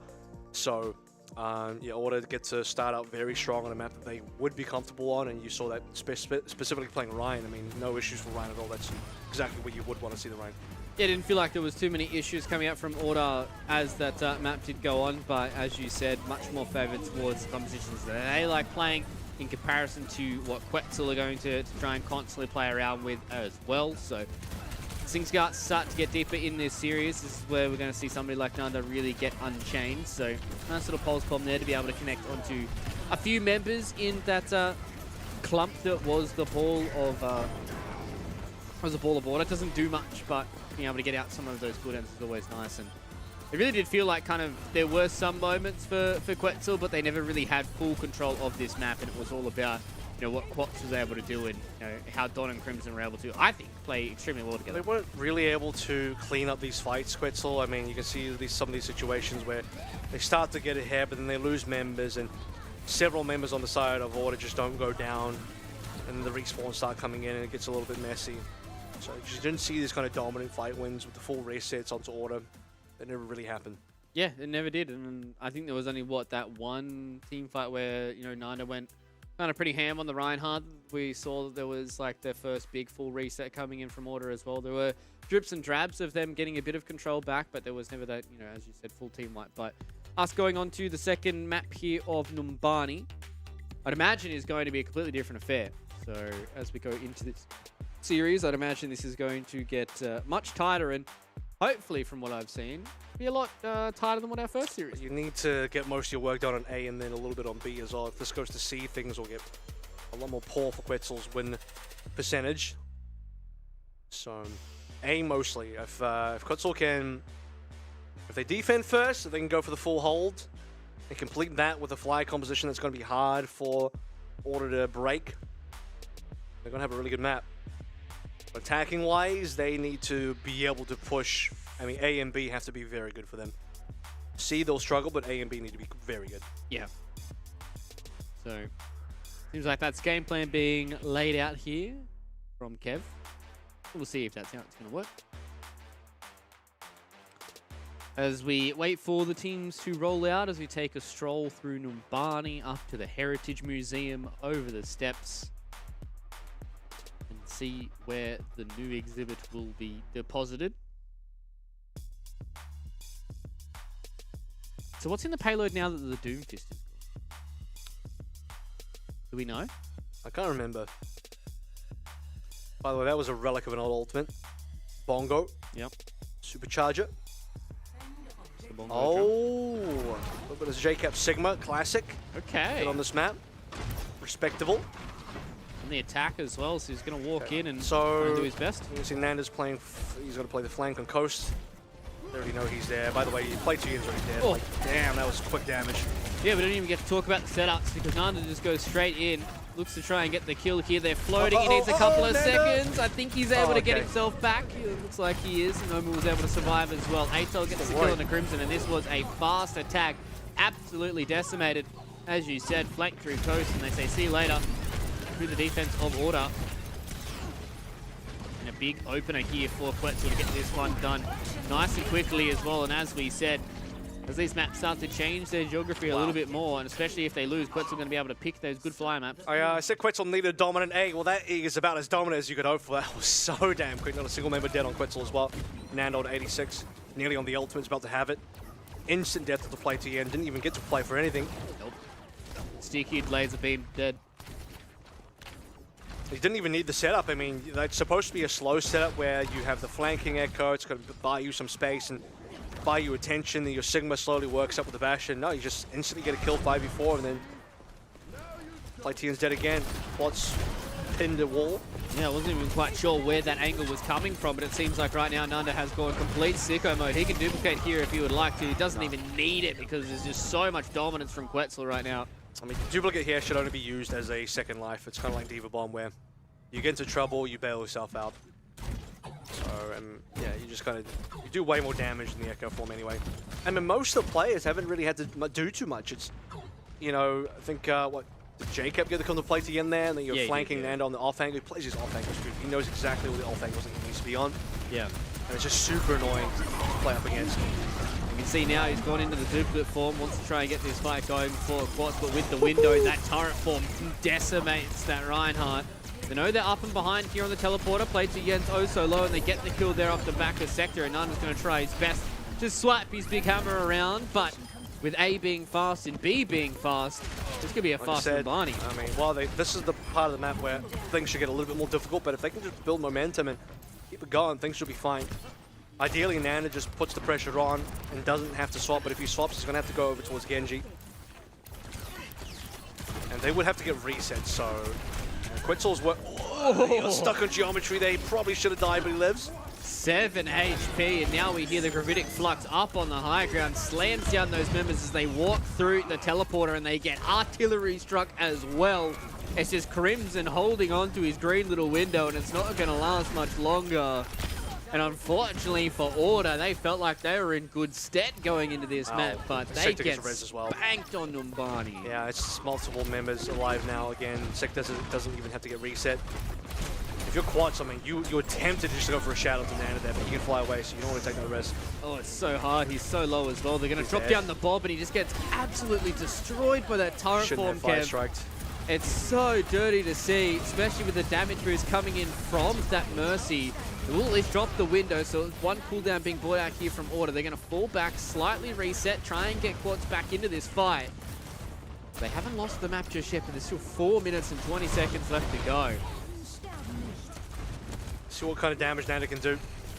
Nearly onto the duplicate again, which will allow him to play more aggressively. He's going to try and play in the background here as well. They know there is no land to get done, but Crimson gets that fight done, so Maybe this is the time for Atol to stand up. He walks through the window with that turret form, doesn't get the kill that they would need. They're going to try and make some rotations here with the teleporters as well. Nanda's back into the fight though. Almost has this duplicate at the ready. The cart is still continuing to push towards the end. He doesn't get the duplicate off, so he doesn't get that second life. And it's Quetzal's the one that needs to live, doesn't. And he goes down, and Atol gets flanked a little bit by the side of Play 2 Yen. He is going to go down. Yes, he does, but he gets traded out by Numu. This is going to be a slight reset coming in from Quetzal, who have not been able to take a stranglehold on C just yet, but they got almost to the end. You can start to see that the tides are slowly turning. Quetzal and the rest of the order are slowly finding better fights here. Still a large round of ultimates. You're not going to see Nana swap yet because he's got the duplicate available and still has the opportunity to play aggressively here, but you need to actually see him use it when he gets to the tough spots because he's held onto it twice now where probably he could have saved his own life by using it. I don't think this is going to be the best flux. I think he actually missed. Yeah, I think he missed as well. Wasn't really able to get into people's faces just yet. Bob's just going to stand there on the corner, be annoying. Play 2 Yen gets rid of sectors, so they're going to pop the res on him as well. Jacob, though, he's in dire need of some healing. The sticky bombs do enough. Nanda gets the first pick here against Play 2 Yen. Now wants to try and work his way towards the background, get rid of some of these microwaves. Doesn't get the duplicate off again because he was paying attention to the little laser beam. And speaking of laser beams, the turret form is out here from Atol, does a lot of damage, gets the two-piece, looks for the third, and this might be where you see Quetzal finally finish off the map of Numbani. Another body shot to take down Don, but Felix has gone big so far on the Ash, gets burnt to pieces by Atol, who's solo pushing the cart. Quartz gets there just in time. Does he have the HP? Does he have the buddies to hold on against Order? Nanda's going to turn into his own Reinhardt. Double pin to keep both of these members on the ground. And Nanda and Jacob now have to form the retreat because Atol lost his life, so the duplicate goes down and they hold on here for Order. Jacob shortly dies. He's stuck on the wrong side of the wall.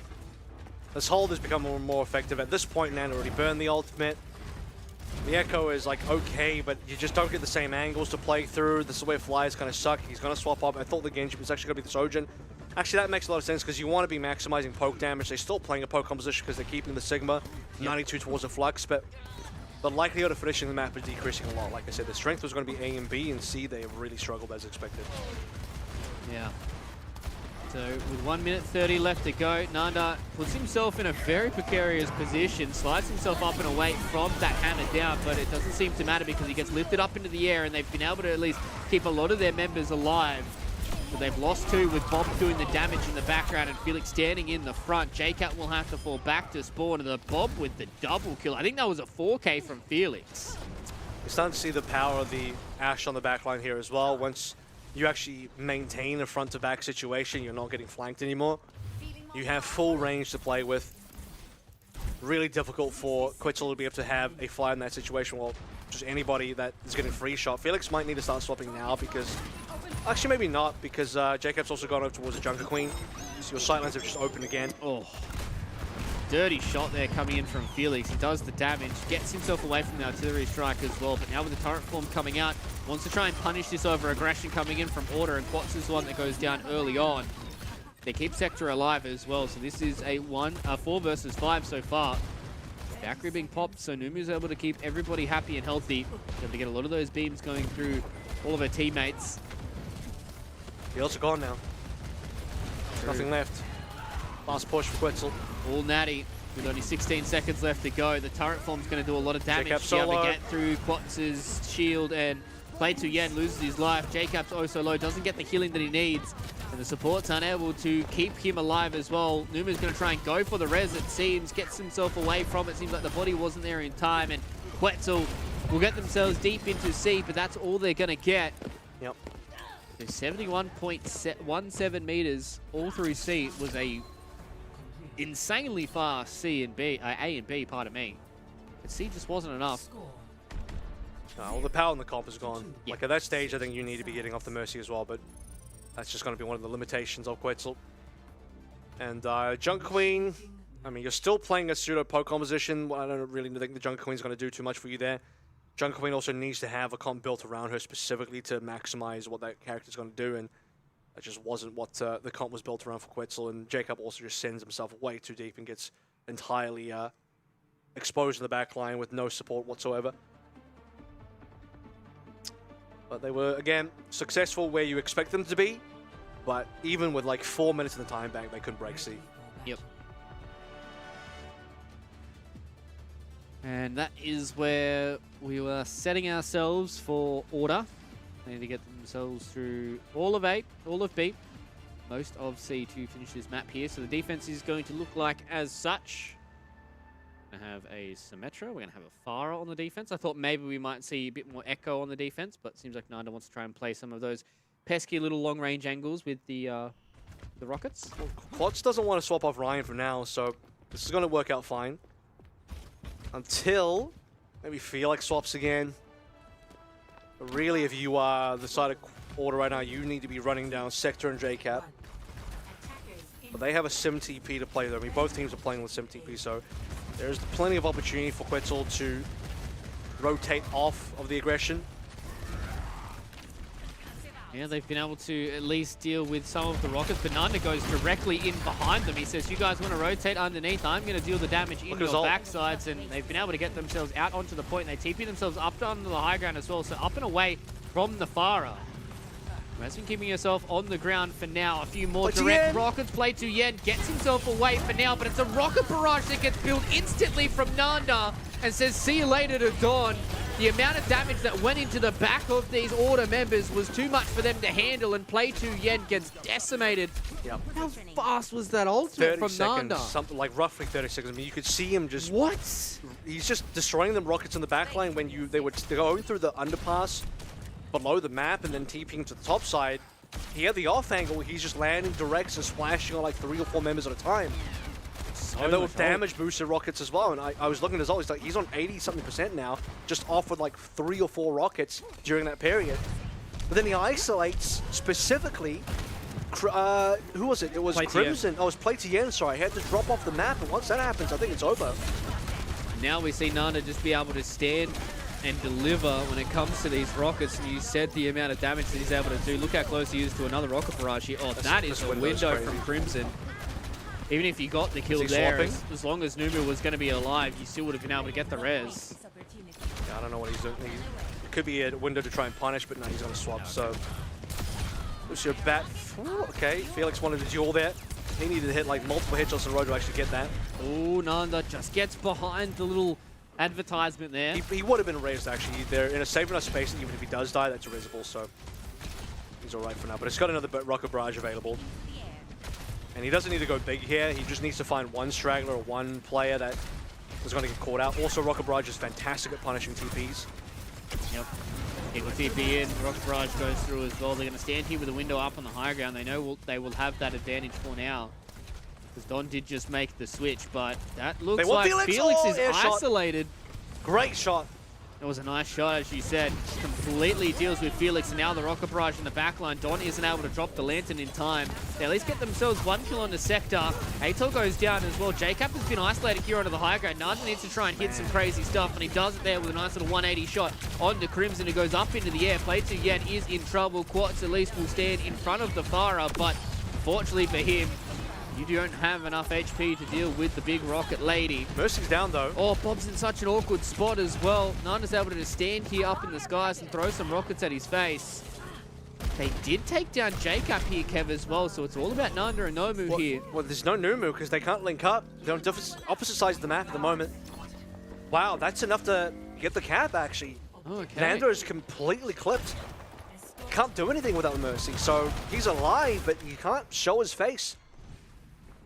That was super awkward. He's now gotten himself up and around the backside of the map, and Jacob gets the kill there on a Felix, so they do lose the A point. Did provide a decent amount of resistance towards Order in their attempts. Gravitic Flux will go up into the air. They catch out there onto one. Don's going to have to drop the Immortality Field, so they will at least survive the Gravitic Flux.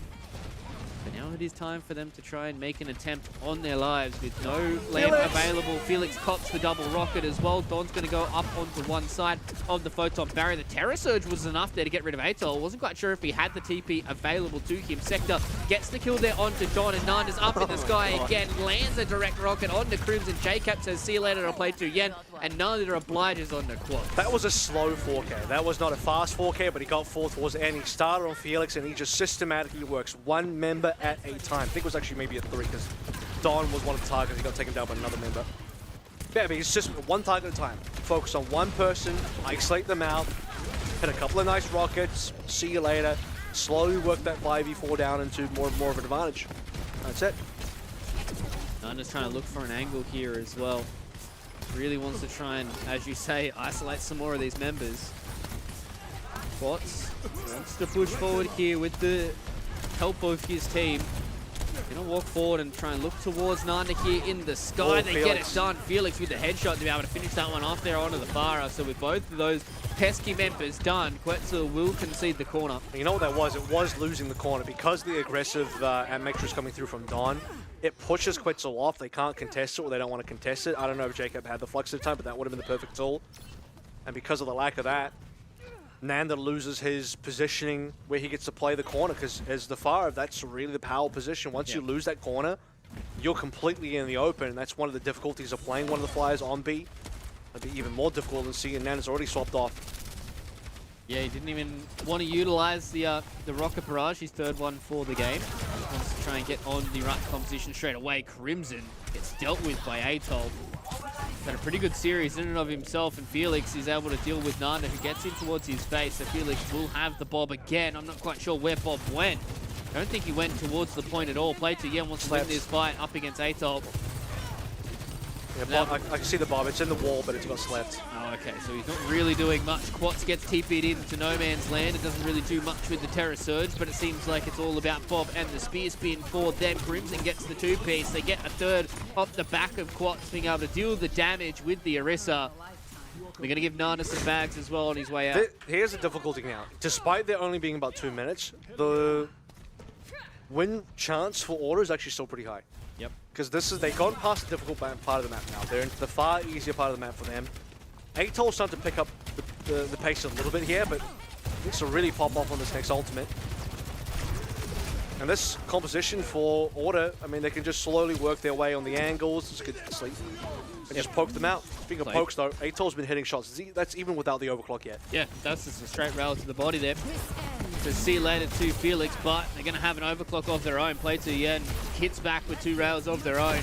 A lot of damage, whether or not it is going to be the overclock kills, that is the damage that you need. Atoll now is going to be able to try to stand up, see if they can hit some nice little rails to say no more for the push. There's only a minute they've got to hold on here with Jacob finally being able to respawn. This is a good time for Quetzal to re-engage. No real ultimates to speak of, but Atoll wins the fight with another rail. And that just means that, unfortunately for Order, they have to fall back and only really have one solid attempt at this. What a time for Atoll to come alive. I mean, early parts of the map is all going to be a lot of Nanda focus, but now that Nanda's off the Flyers, you need the other players to be able to pick up, and Atoll's done that beautifully. So if Atoll can keep this up and not die here, that would be huge. Oh, is that a reflect coming in there from Nanda? He wants to get the slice done. He gets it. They get a two-piece. And Nanda, not only can he play the Flyers, but his Genji is something special as well. Last push. That was a nano blade, and with only 20 seconds left to go, Order needs something. Oh, stagger. Don got slept, and he is going to be staggered to oblivion. Wow, this is an insane stagger. Oh. That's rough. That's game-ending staggering. Potential. Well, it's definitely going to be a 4v5. You can't wait for Don. You're going to see Quats go in now. He has the Terror Surge, so he's going to be able to utilize that in the overtime if he wants to. Jacob gets pulled back in, does a little bit of damage, but Atoll gets rid of Crimson as they're making their rotation back in towards the payload. Quats is low, purple health doesn't matter, and Quetzal light up the kill feed as this map will go their way, and we are guaranteed to go at least to 4 here in this series, Kev, with Quetzal getting the win there on Numbani. Look how close the payload got. I think with a little bit more time, you could slowly see maybe Order get that. But 2 minutes, I said 2 minutes might still be enough. It was maybe still enough, but just unfortunately barely not. Atoll had a lot of work done there. If it wasn't for Atoll, I think the map probably would have been Order's. Yeah. So Atoll survived up. He hit a lot of shots, started to really come alive. Nanda obviously still had some good moments on the Genji, but C point was all Atoll holding the line, and that is what kept Quetzal alive, because otherwise I think Order do cap, and I would say even with 1 more minute, there's a chance that Order turn that one around, because C is very clearly much more favored towards Order's hero pool, and you could see that on both the attack and defense.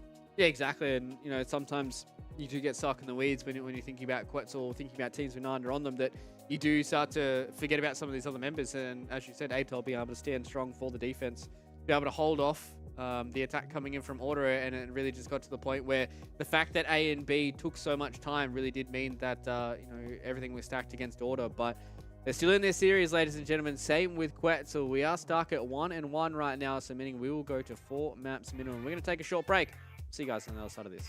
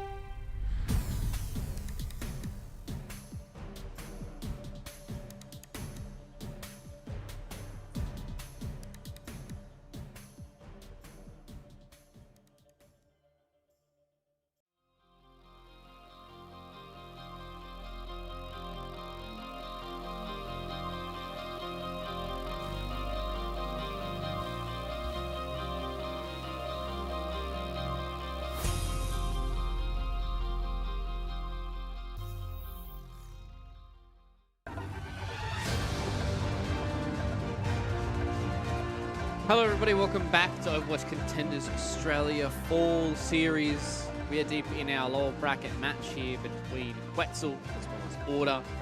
We're tied 1-1, so we're guaranteed to at least get ourselves 4 maps in this series.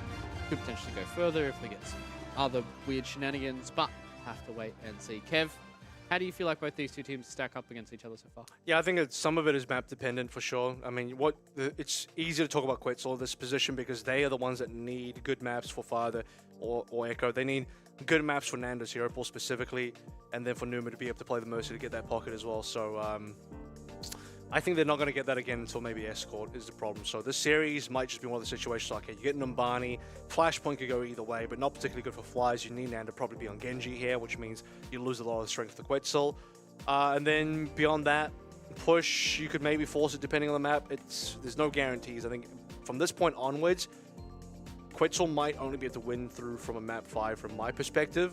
I think Order have the better hero pool overall to take the series currently. Well, I mean, to be fair, last time we saw Quetzal go towards a push, that's when Nana did have that absolute insane performance on Colosseo, so who knows? So Colosseo not going to be a map for Order to pick then, because well, it depends who wins here.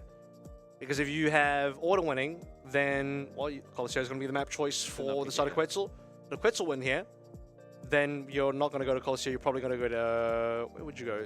New Queen Street, probably. That sounds like New Queen Street is probably the worst map for flyers, so you probably go there. So either way, I can see a map 5 on the horizon. Okay. Is what I'm saying. So hopefully we do get towards that map number 5 as we get ourselves into our next map, which hopefully should be coming up for everybody at home. But no surprise, New Junk City. We've been there all but 2 series so far. I think only 2 of our flashpoints have been on Surabasa so far. So seems like teams have been really enjoying New Junk City. Disregard that completely. Play that one back and slide. That was the player's map of the game right now. I don't even know how I did it. But yeah, it just seems like a lot of teams are obviously it being a new map type coming into it. There's only 2 maps in it. So you're probably bound to be skewing towards one because it's what everyone gets to watch. So it's going to be naturally what everyone are going to be leaning towards. So it's not even really any difference. Both maps are so similar. It is what it is. It is what it is. I think maybe this one's better for Junker Queen. And no, not because of the lore buff, but because of... Imagine that. Lore buffs I actually would not like that. I don't think many people would, to be honest. But it would be... I think there are more like flat map areas here where you can just sort of run at people. Pretty sure Survivors has a little bit more in terms of... elevation. Actually, not even that much. Like I said, both maps are just actually so similar. To the point where like map choice on map 3 is so redundant. It's like, oh, you get to pick the map, do you? Okay. Well, you get to choose which one you like best, New Junk City or Surabasa. Seems like a lot of teams like New Junk City. It's because of those prices on the pies. I think that's just so good at $10 a piece, you know. I would have a severe dislike for this map purely because of that. It's what it is, man. You go to the stadium, you go to the arena in the middle of New Junk City, and they just hike the prices up. Arena prices, man. SMH. You go to the footy, next thing you know, you're paying $10 for a pie. It's $35 for a pie. Okay. Torb. We did see the Nan and Torb previously. I don't know if it's going to be good into the Ryan comp. This is interesting. We'll see I think Nanda should probably be on the Genji here, but we'll let him figure that one out. We'll see how this is going to pan out. Nanda, the man of the hour, is the one that's getting a lot of pressure put on him. They're backpedaling, they're running, they're trying to run. They haven't really been able to do all too much pressure. They've done a lot to Quats, though. It does have to take the TP back to the other side of the little Crimson arena. didn't take the TP. Oh, he's okay. That was nearly a kill. Yeah, I mean, if they isolated him like they've isolated Quats, it's going to be enough. And it seems like Nanda with the right clicks there of the Torbjorn was more than enough to take down the tank of Order. They're going to have to concede this first opening fight. That was so funny. And like you have one team chasing, like a Benny Hill, and the other team's running, and then we just flip. And now it's Quetzal chasing, and it's Order running. So all it takes was one person and not quite be on the same page and to overextend slightly, and that time it was Quats. They've fallen back in towards the teleporter, but Ator gets the opening pick, but there's a response there from Felix. So both of these two players have been able to do with the window. As you said, I mean, Zumu being able to put that pressure on with the Coalescence seems like it's been enough to be able to push them off, but Felix comes in here with the overclock, has to try and deal with a very angry Dwarf and gets away from him. So Felix is able to win the fight for his team, and Quats lives on a sliver of HP. Well, I thought they had enough damage to at least take down the Reinhardt. We see the Sojin versus Sojin trade. It was a 1-for-1, but Atol dies and Felix lives, and both were actually close to the overclock. Felix actually gets it. We saw what kind of work Atol did on Numbani. Losing Atol is a pretty big deal. And no one else on Quetzal, unfortunately, did have an ultimate. So that's the end of that. Actually, did Numu have Coalescence? Yeah, Numu Coalescence. Okay. Yeah. Coalescence is just an okay ultimate, I think.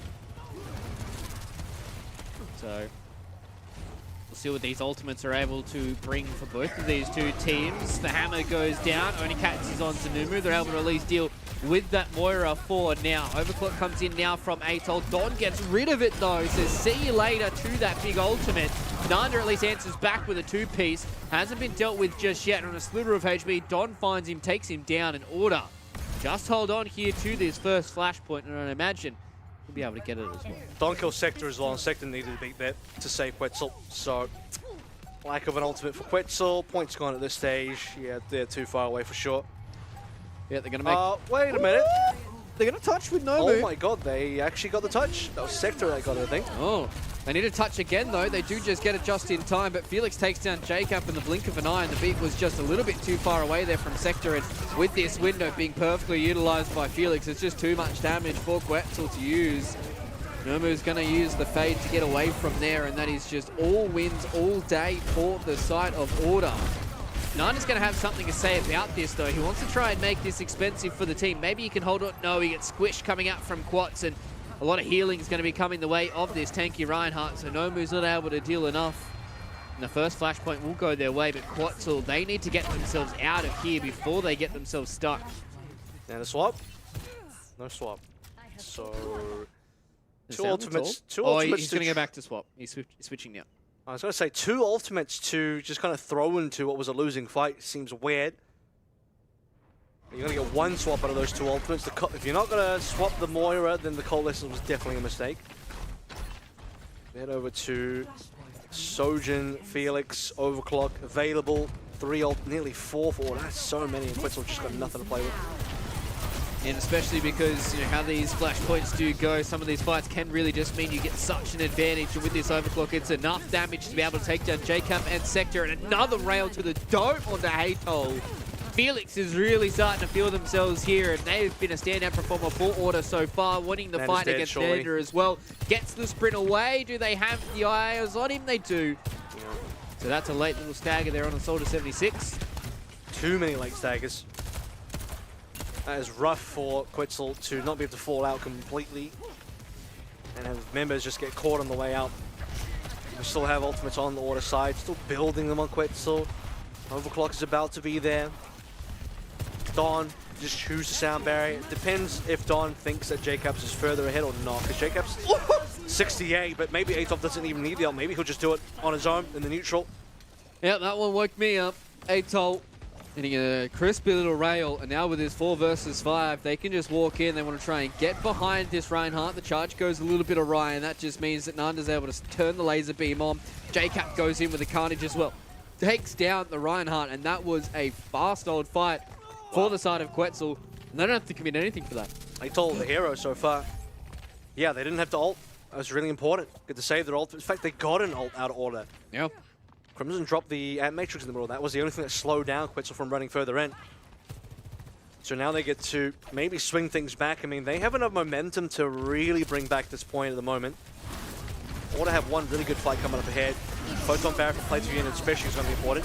Yeah, this Overclock can do a lot of damage, especially in combination with the Rampage. J-Cap goes through multiple members. They at least get their health back away from Purple, but J-Cap goes down, same with Sector, and Atol doesn't get the free picks coming out of the Overclock. So we've changed control here, and they need to go and touch this flashpoint. They do walk in, they get the touch, but now Felix has popped his own Overclock. They get the damage, they get the kills they need, and Quetzal will not get their touches onto this second flashpoint.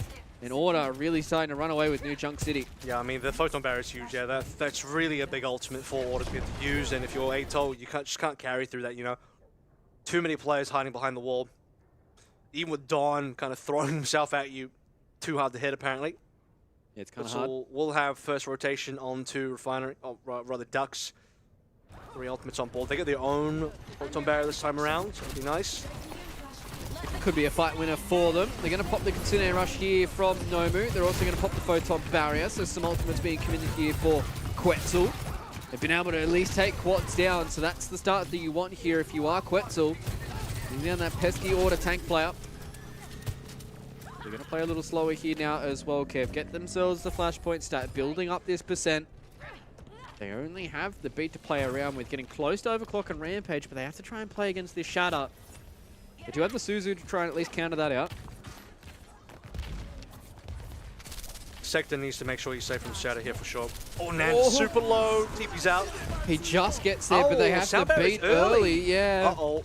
Quetzal's got a free Shatter now. Yeah, you could really see that there was panic stations for Quetzal there. They're at least going to pop out the window, but that means that they can start to isolate JCap. The pin goes through. The Drunken Queen is stuck in a rock and a hard place. The Shadow goes down, connects onto Atoll and Nomu, and they just get collected by the rest of Order. JCap in the wrong place at the wrong time.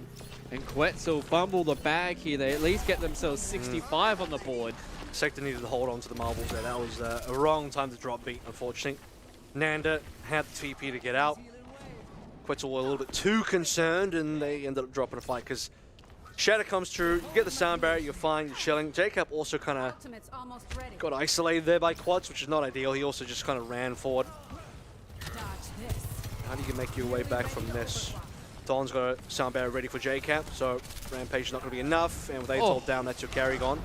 Is that a double fire strike coming in there from Quats, because that damage felt almost instantaneous there on an Atoll. They're going to Rampage through here. Hits onto 5, so it's a lot of damage there, but can they get through this extra HP coming in from the beat? Seems like they can't. Once again, the fire strike claims a victim on a JCap. With the Rampage being committed after an early 4v5, Felix hits the button and says, see you later to Quetzal, and we could be staring down the barrel of a 3-0 here on this flashpoint. There will be enough time for go to a last, a cap. I was going to say touch before this is all said and done. Crimson down is huge as well. Quetzal got a good opportunity. Here we go, 5 versus 4. Atoll's got the trigger pull ready. He got moved a little bit. He ends up being the one. No, they don't get the touch. What happened there? I'm not sure. I honestly thought that Atoll got the touch and that Nomu was supposed to follow in. I'm not going to lie, but even if Atoll did touch, he's not the one that should be touching. Because he needs to stay alive on the backside, have the overclock ready to carry, and if he ends up touching and dying, which is what happens, I don't think they win anyway. So I'm trying to think, like, who else? Who was the Lucio player that needed to happen? Sector needed to go for the touch. Yeah, it was a little rough, and I thought that at least maybe that Atoll was getting themselves close enough so that Nomu could swift step on and then try and keep herself on the point so they can at least try and have Atoll stay alive. But dude, Atoll really did the most there. Like, he tried really hard. He even got a kill at the end, one shot on the Crimson, able to 5v4, maybe just allow a bit of space to work through. But yeah, couldn't quite get the team there on time. Flashpoint disappears in front of your eyes. Yeah, it's just, I mean, the way that the percent just goes up and up and up, you know, a lot of these players will have muscle memory about when they can start to move towards a lot of these points to get these touches, especially on certain fast characters. And sometimes on Flashpoint, it really does muddle up your muscle memory. So just not being able to get the touch is a little unfortunate here for Quetzal. They go down on New Junk City, but Kev, you know what that means? They get the choice on their push map. Guess what? Guess where we're going? And guess where we're going, ladies and gentlemen? It's going to be Colosseo. So who would have thought? It's almost like everything is starting to fall into place. And tell you what, Nanda had a pretty quiet New Junk City, so this is definitely his time to start to stand up. He was playing Torb, and then a little bit of Soldier, and then a little bit of Sim. So not quite the carry heroes unless you're an amazing Soldier player, but even then, Soldier's like kind of okay in this meta, not a standout, not bad. I think the Torb was not really the right pick in my opinion. I think he played okay. But no, it's just not, you're not doing anything to the Ryan, like you're just kind of spamming left clicks, and yeah, okay, you can break the shield, but Ryan comps don't care about that in that situation. Here's what you want though, you want some fire gameplay. Obviously, if you are Order, you know what you're about to walk into. Yep. That's why I'm saying the likelihood of going to 5 maps here is pretty high, because you know, you lose Flashpoint, okay, that's cool, you get map 4 pick. You win Flashpoint, they get map 4 pick, but you're already up 2-1, maybe it goes 2-2. So both options, I can see the 2-2 result happening. Obviously, we're assuming that Quetzal can bring this map back. The issue is who gets map choice on number 5. Obviously, you'd prefer, if you were Quetzal POV, you win map 3, you lose map 4, but you choose map 5. Yeah. Because the problem is, now you win map 4, And if you are the side of Order, What do they pick? you can just choose something ridiculous like Circuit Royale, where like, good luck playing fire there, mate. Like, it's just gonna be tough. Yeah. I'm sure Felix can snipe his way through that map, no issues as well. Oh yeah, 100%. And that's the problem, is Atol, as good as he is on Sojourn, I don't think he's a Widowmaker player. And that's going to cost Quetzal badly, because they're not going to be the matchup in that actual sniper battle. So, yeah, I'm assuming Felix plays the actual sniper as well. Yeah, If I'm Order, we've seen him play Widow. If I'm Order and you lose this map, you just you lock in Circle Royale and you probably laugh away with me. Oh, well, we'll have to wait and see what this series does bring us. Nanda out on his signature Farah, does a lot of damage so far. Haven't been able to commit onto the kill just yet. So the robot will unlock in just a few moments. And if you lose life here, this could be bad. Sector unfortunately gets isolated. Play 2 Yen gets rid of him. Actually, it was Felix, but Nanda gets one back by taking that Crimson and Don. The entire support line has gone bye-bye for Order. Quetzal answer back with a big old shout, and they will say see you later to the 3-piece of Nanda, make it a 4K. Are we going to get our first ace of the fall series? Play 2 Yen says see you later, I'll give it to you, Nanda. And Quetzal are able to win the first fight and get an ace. Delivered. Yeah, I was like, oh, this is going to be an interesting. Order just found a TP target. They're all just fire TPing into somebody. Someone's receiving the full threat of that TP, and it was end up being Sector. However, once the TP's done, and it's Nanda's turn to respond. He responds in kind and just kills 5. We talk about Felix on snipers. He's got to show up on the snipers today, because he'll be the only one that can really put a stop to Nanda. He's been able to do a lot of damage to him so far, Don's but again, trouble. it's all about setting your sights on him constantly. Atol's going to come in with a tracer, but Quats gets rid of him, and now How's after Don taking alive? back control of the robot, it is also hard for Sector to be able to deal with this. And Nanda will get rid of Felix. Don't know how Don survived there on such low HP because he gets a rocket barraged anyways. The heal pylon won't be able to do much for you at that point, buddy. They have taken control back off the robot, too though. aggressive. Yeah, Nanda was in a very spicy position. Nomu wants to try at best to come in and try and get this res on. It's not possible. I don't think it's going to be able to get it done. Atol gets the kill there in the backlines. It allows time for the Resurrect to come in, so Quats will lose this fight. Actually, Quats will win the fight, pardon me, and Play 2 Yen's going to have to fall back. That body lasted a long time. I thought the body expired by the time that Numbani went for it, but no, actually ended up getting the res anyway. Atol bought the attention and got the kill at the same time, traded his own life. And Nanda went probably a little bit too hard earlier. Yep. He was in 1v5 mode for sure. Oh, Bob's in such an awkward spot, but it doesn't matter because we've got the Nano Boost going in, but Nanda loses his life, not before getting the 2-piece. The Terror Surge will go through, connect onto not much, and now they are trying to keep Quats alive as Atol's going to be dodging his way around a lot of these slower moving members, but they haven't lost control of the robot just yet here, Kev. So Order might be able to flip themselves back into a lead here, especially with Don getting the kill there on a J-Cap in the Baby Diva form, and Atol not being able to find these members rejoining the Order squad. That is tragic for J-Cap. Spends so much time in Baby Diva form and then she dies anyway. Typical Diva gameplay, unfortunately. Has given enough time for Nanda to come back into this fight, though. He gets the rocket from the grave, but he still goes down as well. And with Nomu going down, that is all too hard for Quetzal to try and stabilize around. And Sector, unfortunately, is stuck between a rock and a hard place. He's going to at least try and keep his buddy J-Cap alive and stay away from the sightlines of Play 2 Yen, who will slide behind the bus, try and win the fight. They're just punching each other to death, and Atol will clean him up. So Quetzal, they do not give up the lead. They barely give up the robot, and they eventually stabilize. Well, Nanda sacrifices his own life, but he gets double support, and that's huge. So even dying there, there's no healing for the rest of the players, and Quats is eventually just going to get taken down. And the respawns in that position definitely going to be closer for the side of Quetzal. And more meterage gain. We're up to 40 now. Nanda's working the off angle, has a barrage ready, will threaten that. Double Bionate connection is probably going to be death for somebody. Crimson, he's copping a lot of damage, but they haven't been able to confirm on the kill just yet. This overclock has been pinned, Halo's but hasn't gone, really though. been able to do all too much. He's just going to try and yoink the robot back, and now with Quats as well as the rest of Order starting to set their attention back onto the robot. Play 2 Yen will unfortunately be in an awkward scenario. Almost a nice little direct shot from the rockets, gets the reload in, gets the kill as well. So wasting time is a lot of the Order members. If Nanda hit that predictive air shot, that would have been nuts. Gets the kill eventually, but yeah, stealing the bot in a losing scenario is always a good always a good play to make. So appreciate that Play team recognizing and went for it. Felix is copping a lot of pressure right now, but with the off-angle support coming in from Crimson, they're able to support that spot for long enough. They're going to lose the mech as well, so JCap will at least get the remech here, but Nana's going to come in with this Nano boost, wants to try and hit the Rocket Barrage as well, still happy and healthy. They do eat out on the Captive Sun. They're going to Rocket Barrage down on the members as they come in, and it won't last for long, because Play2Yen's going to say, see you later to Nanda in the air. Not before he takes two with him though, so Quetzal are trying to take these trades as they go. And they're moving through this map slowly but surely. Nobody really has made all too much movement. Atoll gets rid of Play2Yen, and Felix has to fall back because he can't fight against the Genji. Wow. Really, again, good to see Atoll just pick it up when Nanda's down. Nanda's coming through for the respawn. You can't rely on the Fire here. You need somebody else to be able to carry that moment. Atoll gets double DPS down. That was huge. Now Felix wants to go over towards the Soldier. Can't quite connect enough shots as the Ashe to put the damage on, and needs a bit more mobility. I respect it. And here comes Nanda back into play, and it seems like every time Nanda goes down, he's able to at least trade effectively. He's trading 2-for-1s all the time. That's the biggest thing every time we see his Fire plays. Most of the time they are trades. This time around it was just a clean 1-for-none. At least gets the res coming back out. Atoll almost had enough space to get this fight going his way, and Felix has had enough. He is just decimated the pharmacy by himself.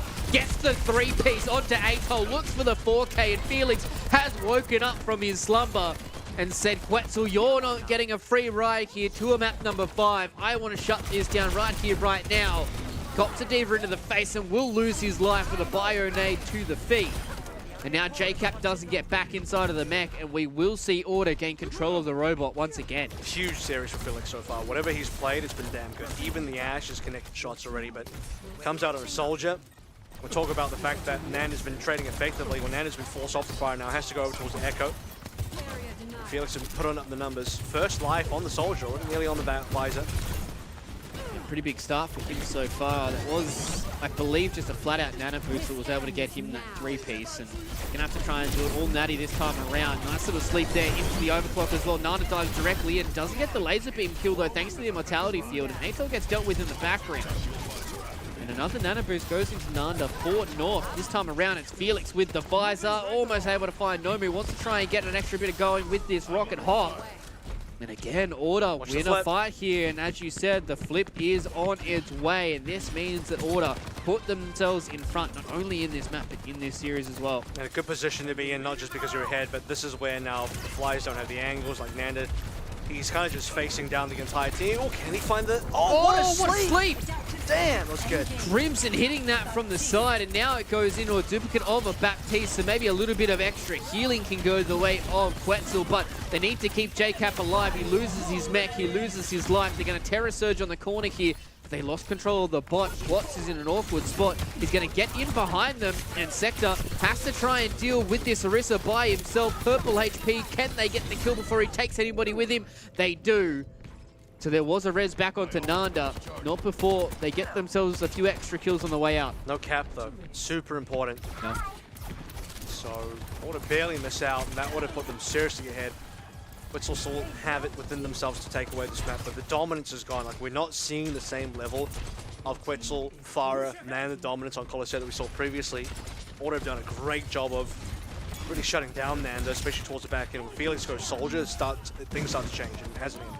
Yeah, Felix just, every time he sees Atoll, it seems he's been able to get some kills here with the Helix Rockets, and he gets himself another kill there onto Nanda off the back of the Nano boost, and now he's building towards another tactical visor. Yeah, they're starting to get some trades here for Quetzal, but with time dwindling away here, Kev, they've still got a long way to go, and oh no, you can't lose your two supports here. This would be horrible as late staggers. They don't get the kills. Atoll comes in to help his buddies out, so they at least are able to get away, but that Helix Rocket does so much damage. It's just 3 players stacked up, and well, they're all getting healed because there's 2 supports in there. If it wasn't that, that would have been a huge kill spree for Felix coming on through.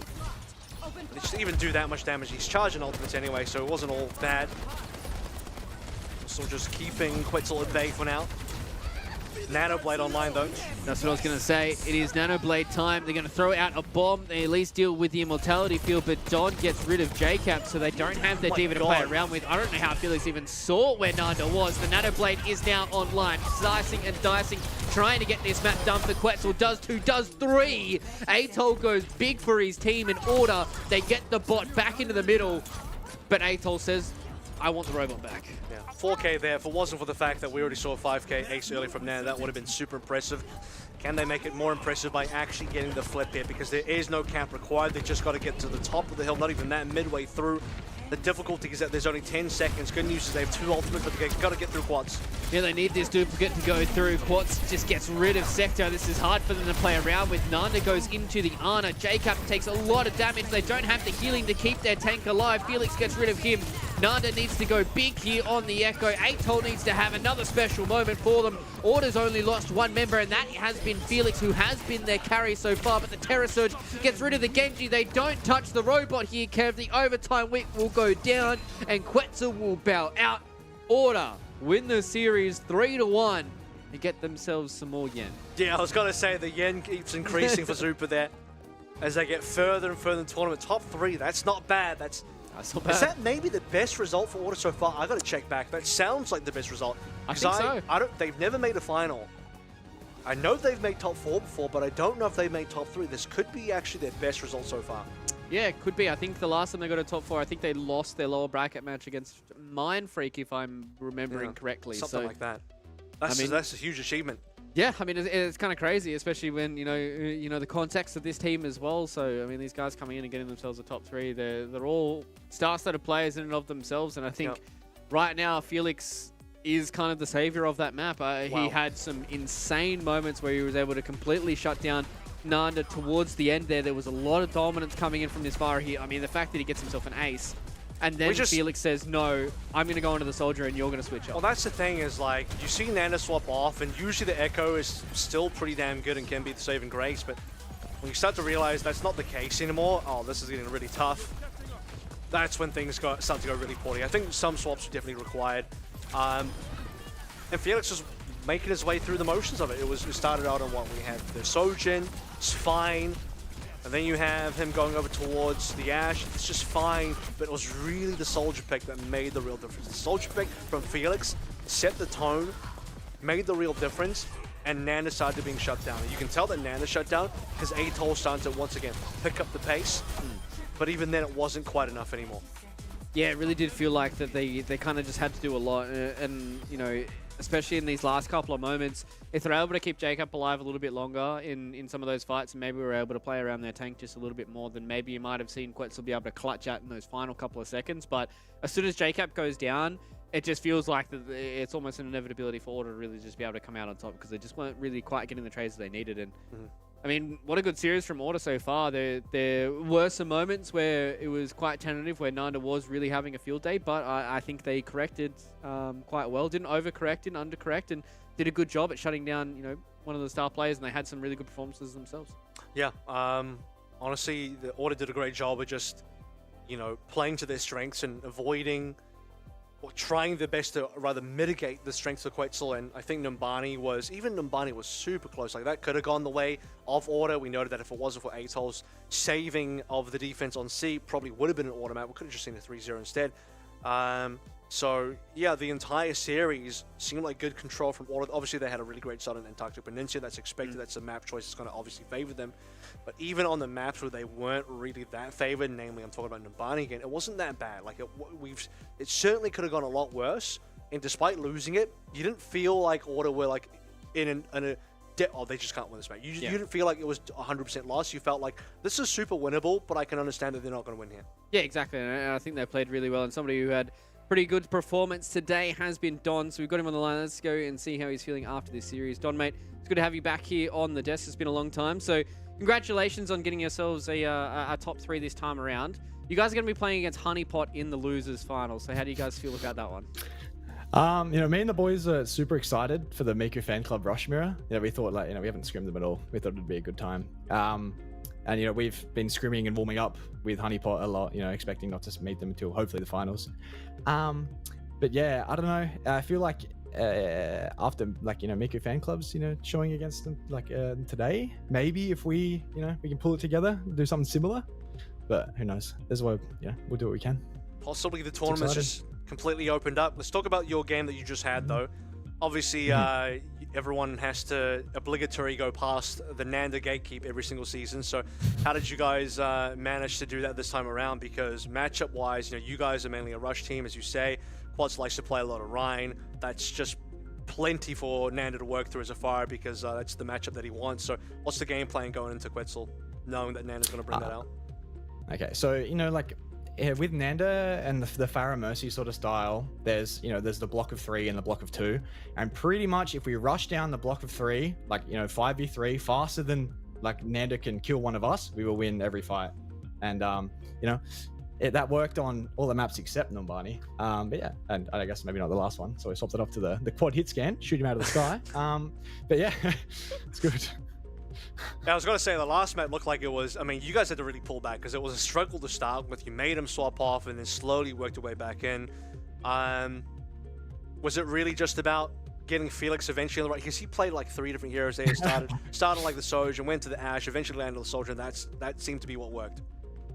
Yeah, I don't know. Felix, he's been playing Bastion and Scrams, we've played it in the past games. And today he just decided that he doesn't feel like it anymore.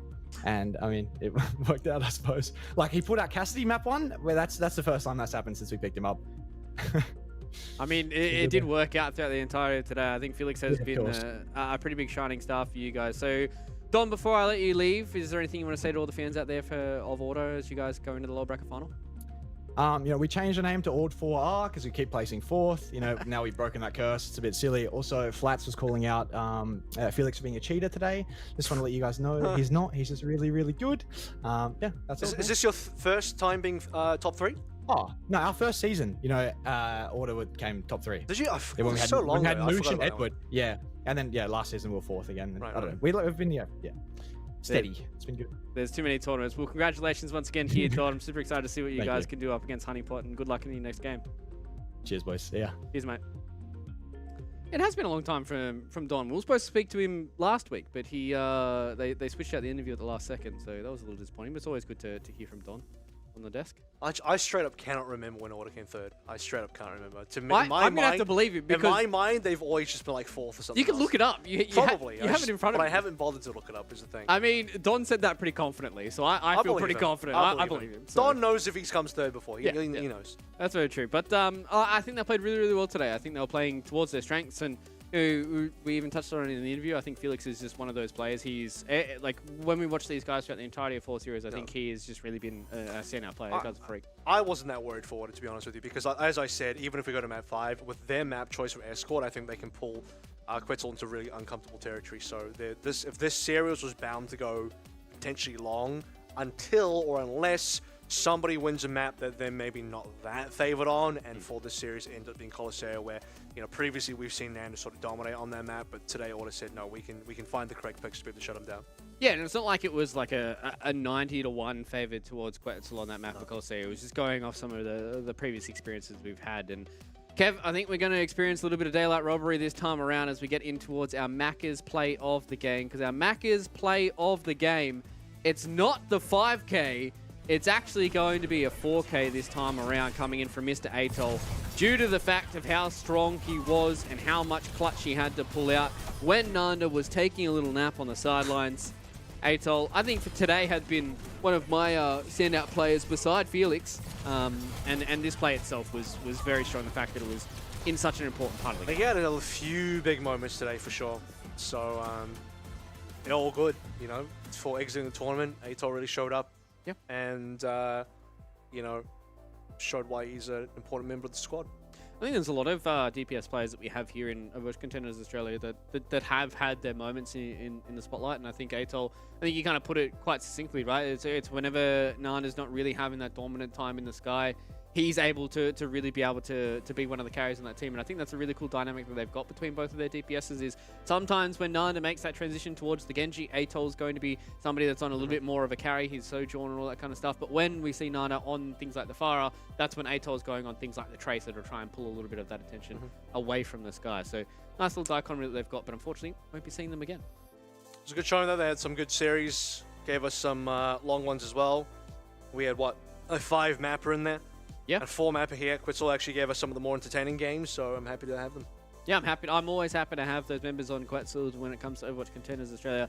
Very, very exciting to cast. So, Kev, With 2 of our series done and only 1 day left to go, it is time for our Macca's MVP. And as always, it's a surprise to chat and ask here on the desk. So let's reveal who our Macca's MVP is going to be for our second to last day. It's going to be Felix, none other than the man who put the team on his back and really got to carry in today. Yeah, I think that Felix had a field there. That was an incredible series from Felix altogether. Everything he picked had good value, but it was really about finding the right pick at the right time. And the early cast swap at the beginning was a really nice surprise because this is a rare hair that we don't get to see a lot of in the meta. And to see him come through with that and actually find the pop-off was good. We had some good Ash moments here as well. Bob got plenty done. Yeah. And yeah, he had a few good picks. And as mentioned in the interview, dude mainly scrims and plays Bastion because that's what's popular and effective in the meta. But obviously, if you're a good hit scan player, you need to be able to frag across the board on all the relevant picks, and he showed that. Yeah, he's definitely been one of those players that every time we do watch him, his aim has been very, very crispy. And as soon as you have these players with this gnarly aim, you know, we've seen it across many years of Overwatch Contenders Australia. They are able to pop off on basically anything you give to them. And for a lot of these players as well, it's about what they're feeling. You know, whether or not it's the meta or what have you. If you're giving a very skilled DPS player a hero that they feel like is going to perform better, they will naturally perform better, and that's what Felix did today, especially when it comes to the Soldier 76. That was when it really clicked into gear for them. And with that, they have moved into a top 3. So let's go and have a look at the fall series with only 1 day of competition left to go. There is a lot for us to recap, which we will do on the final day. But for now, a little bit of a TLDR. Miku Fan Club absolutely smacked down Honeypot in a very, very dominant 3-0 to set themselves up in a grand final. We'll be awaiting Honeypot and Order. Boy, what a day we've had today. I think everyone was surprised by it. Even Don is like, we thought we were going to meet maybe Honeypot in the finals instead, but gonna have to wait a little bit longer to match up against the Miku Fan Club because it's going to be Honeypot Order tomorrow. So, you know, I would also like to see the potential of that rush mirror between Quetzal and Romani in that final, but Order would have to get past Honeypot, who at this stage, you know, lucky for them, they get to have a double elimination because better to lose now than later, where you lose now, you got to get the kick up the pants and realize, okay, we got to change some stuff. We got to revisit what's going wrong here and fix it for tomorrow. Yeah, especially when you're going into a team like the Miku Fan Club, who seems like they have just risen ever since that first series up against Mud Dogs. Maybe that was their kick up the pants at the start of this tournament, was that 3-2 victory over the Mud Dogs, and then they've just really been able to rise to a whole new level. So I'm very excited to see what that grand final is going to give us if these teams are able to rise to the level that Miku Fan Club are able to bring. But it's going to be exciting because, as Don did say in the interview as well, they've scrimmed against each other quite a lot. So it seems like Honeypot and Order, they're going to be pretty familiar with each other. I think we're going to be in for a good day because this is now going to be a situation where, you know, maybe we could have a super competitive grand finals because we've had some one-sided finals in the past, especially this year. It'd be nice to get a very competitive one to round out 2023 Overwatch. But even the lower final could be really competitive because, as you know, as mentioned, these are two teams that are very familiar with each other, so that game could get very intimate in the details. I'm going to be very excited to see what that is going to bring, but that's going to be tomorrow night, ladies and gentlemen. Same time, same place to see the conclusion of the fall series. Is Honeypot going to be able to come back and get their crown once again, or will we have a brand new champion here in Australia? You guys will have to wait and find out tomorrow. So, as always, I've been Fluke, he's been Avril. Stay safe. See you guys for the next one. Finally been able to get one back onto his counterpart. August, who's done a lot of damage so far. Romani comes in with the rampage onto 3, and that will absolutely decimate Honeypot, who looked like they were potentially able to stabilize just a moment there. See now with a team fight going in, Merritt tried to throw out the Lantern, but it wasn't going to be enough. Soggy now has to go into the Ice Block. Maybe they can use some of these ultimates and get some stuff done. Beautiful Ice Wall being dropped down by Soggy. It's not enough because they get the response from the beat from Frogger. They at least get themselves 2 kills off the back of it, but without Adam Period, it's going to be hard for them to take control of this space once again. Any amount of significant damage and leading to play advantage and kills is usually back again.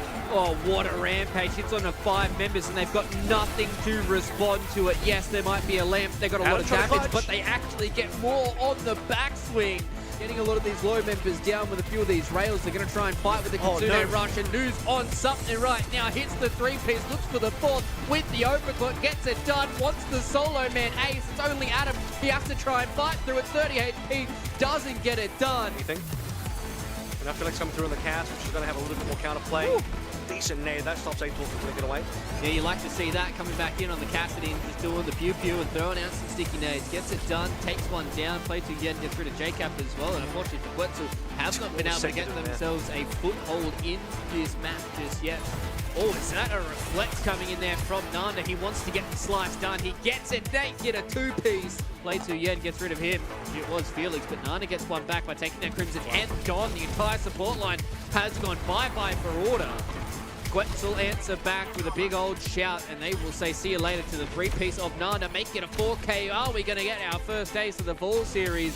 Play to Yen, says see you later, I'll give it to you, Nanda. I don't know how Felix even saw where Nanda was. The Nano Blade is now online, slicing and dicing, trying to get this map done for Quetzal. Does two, does three. 8 tokens.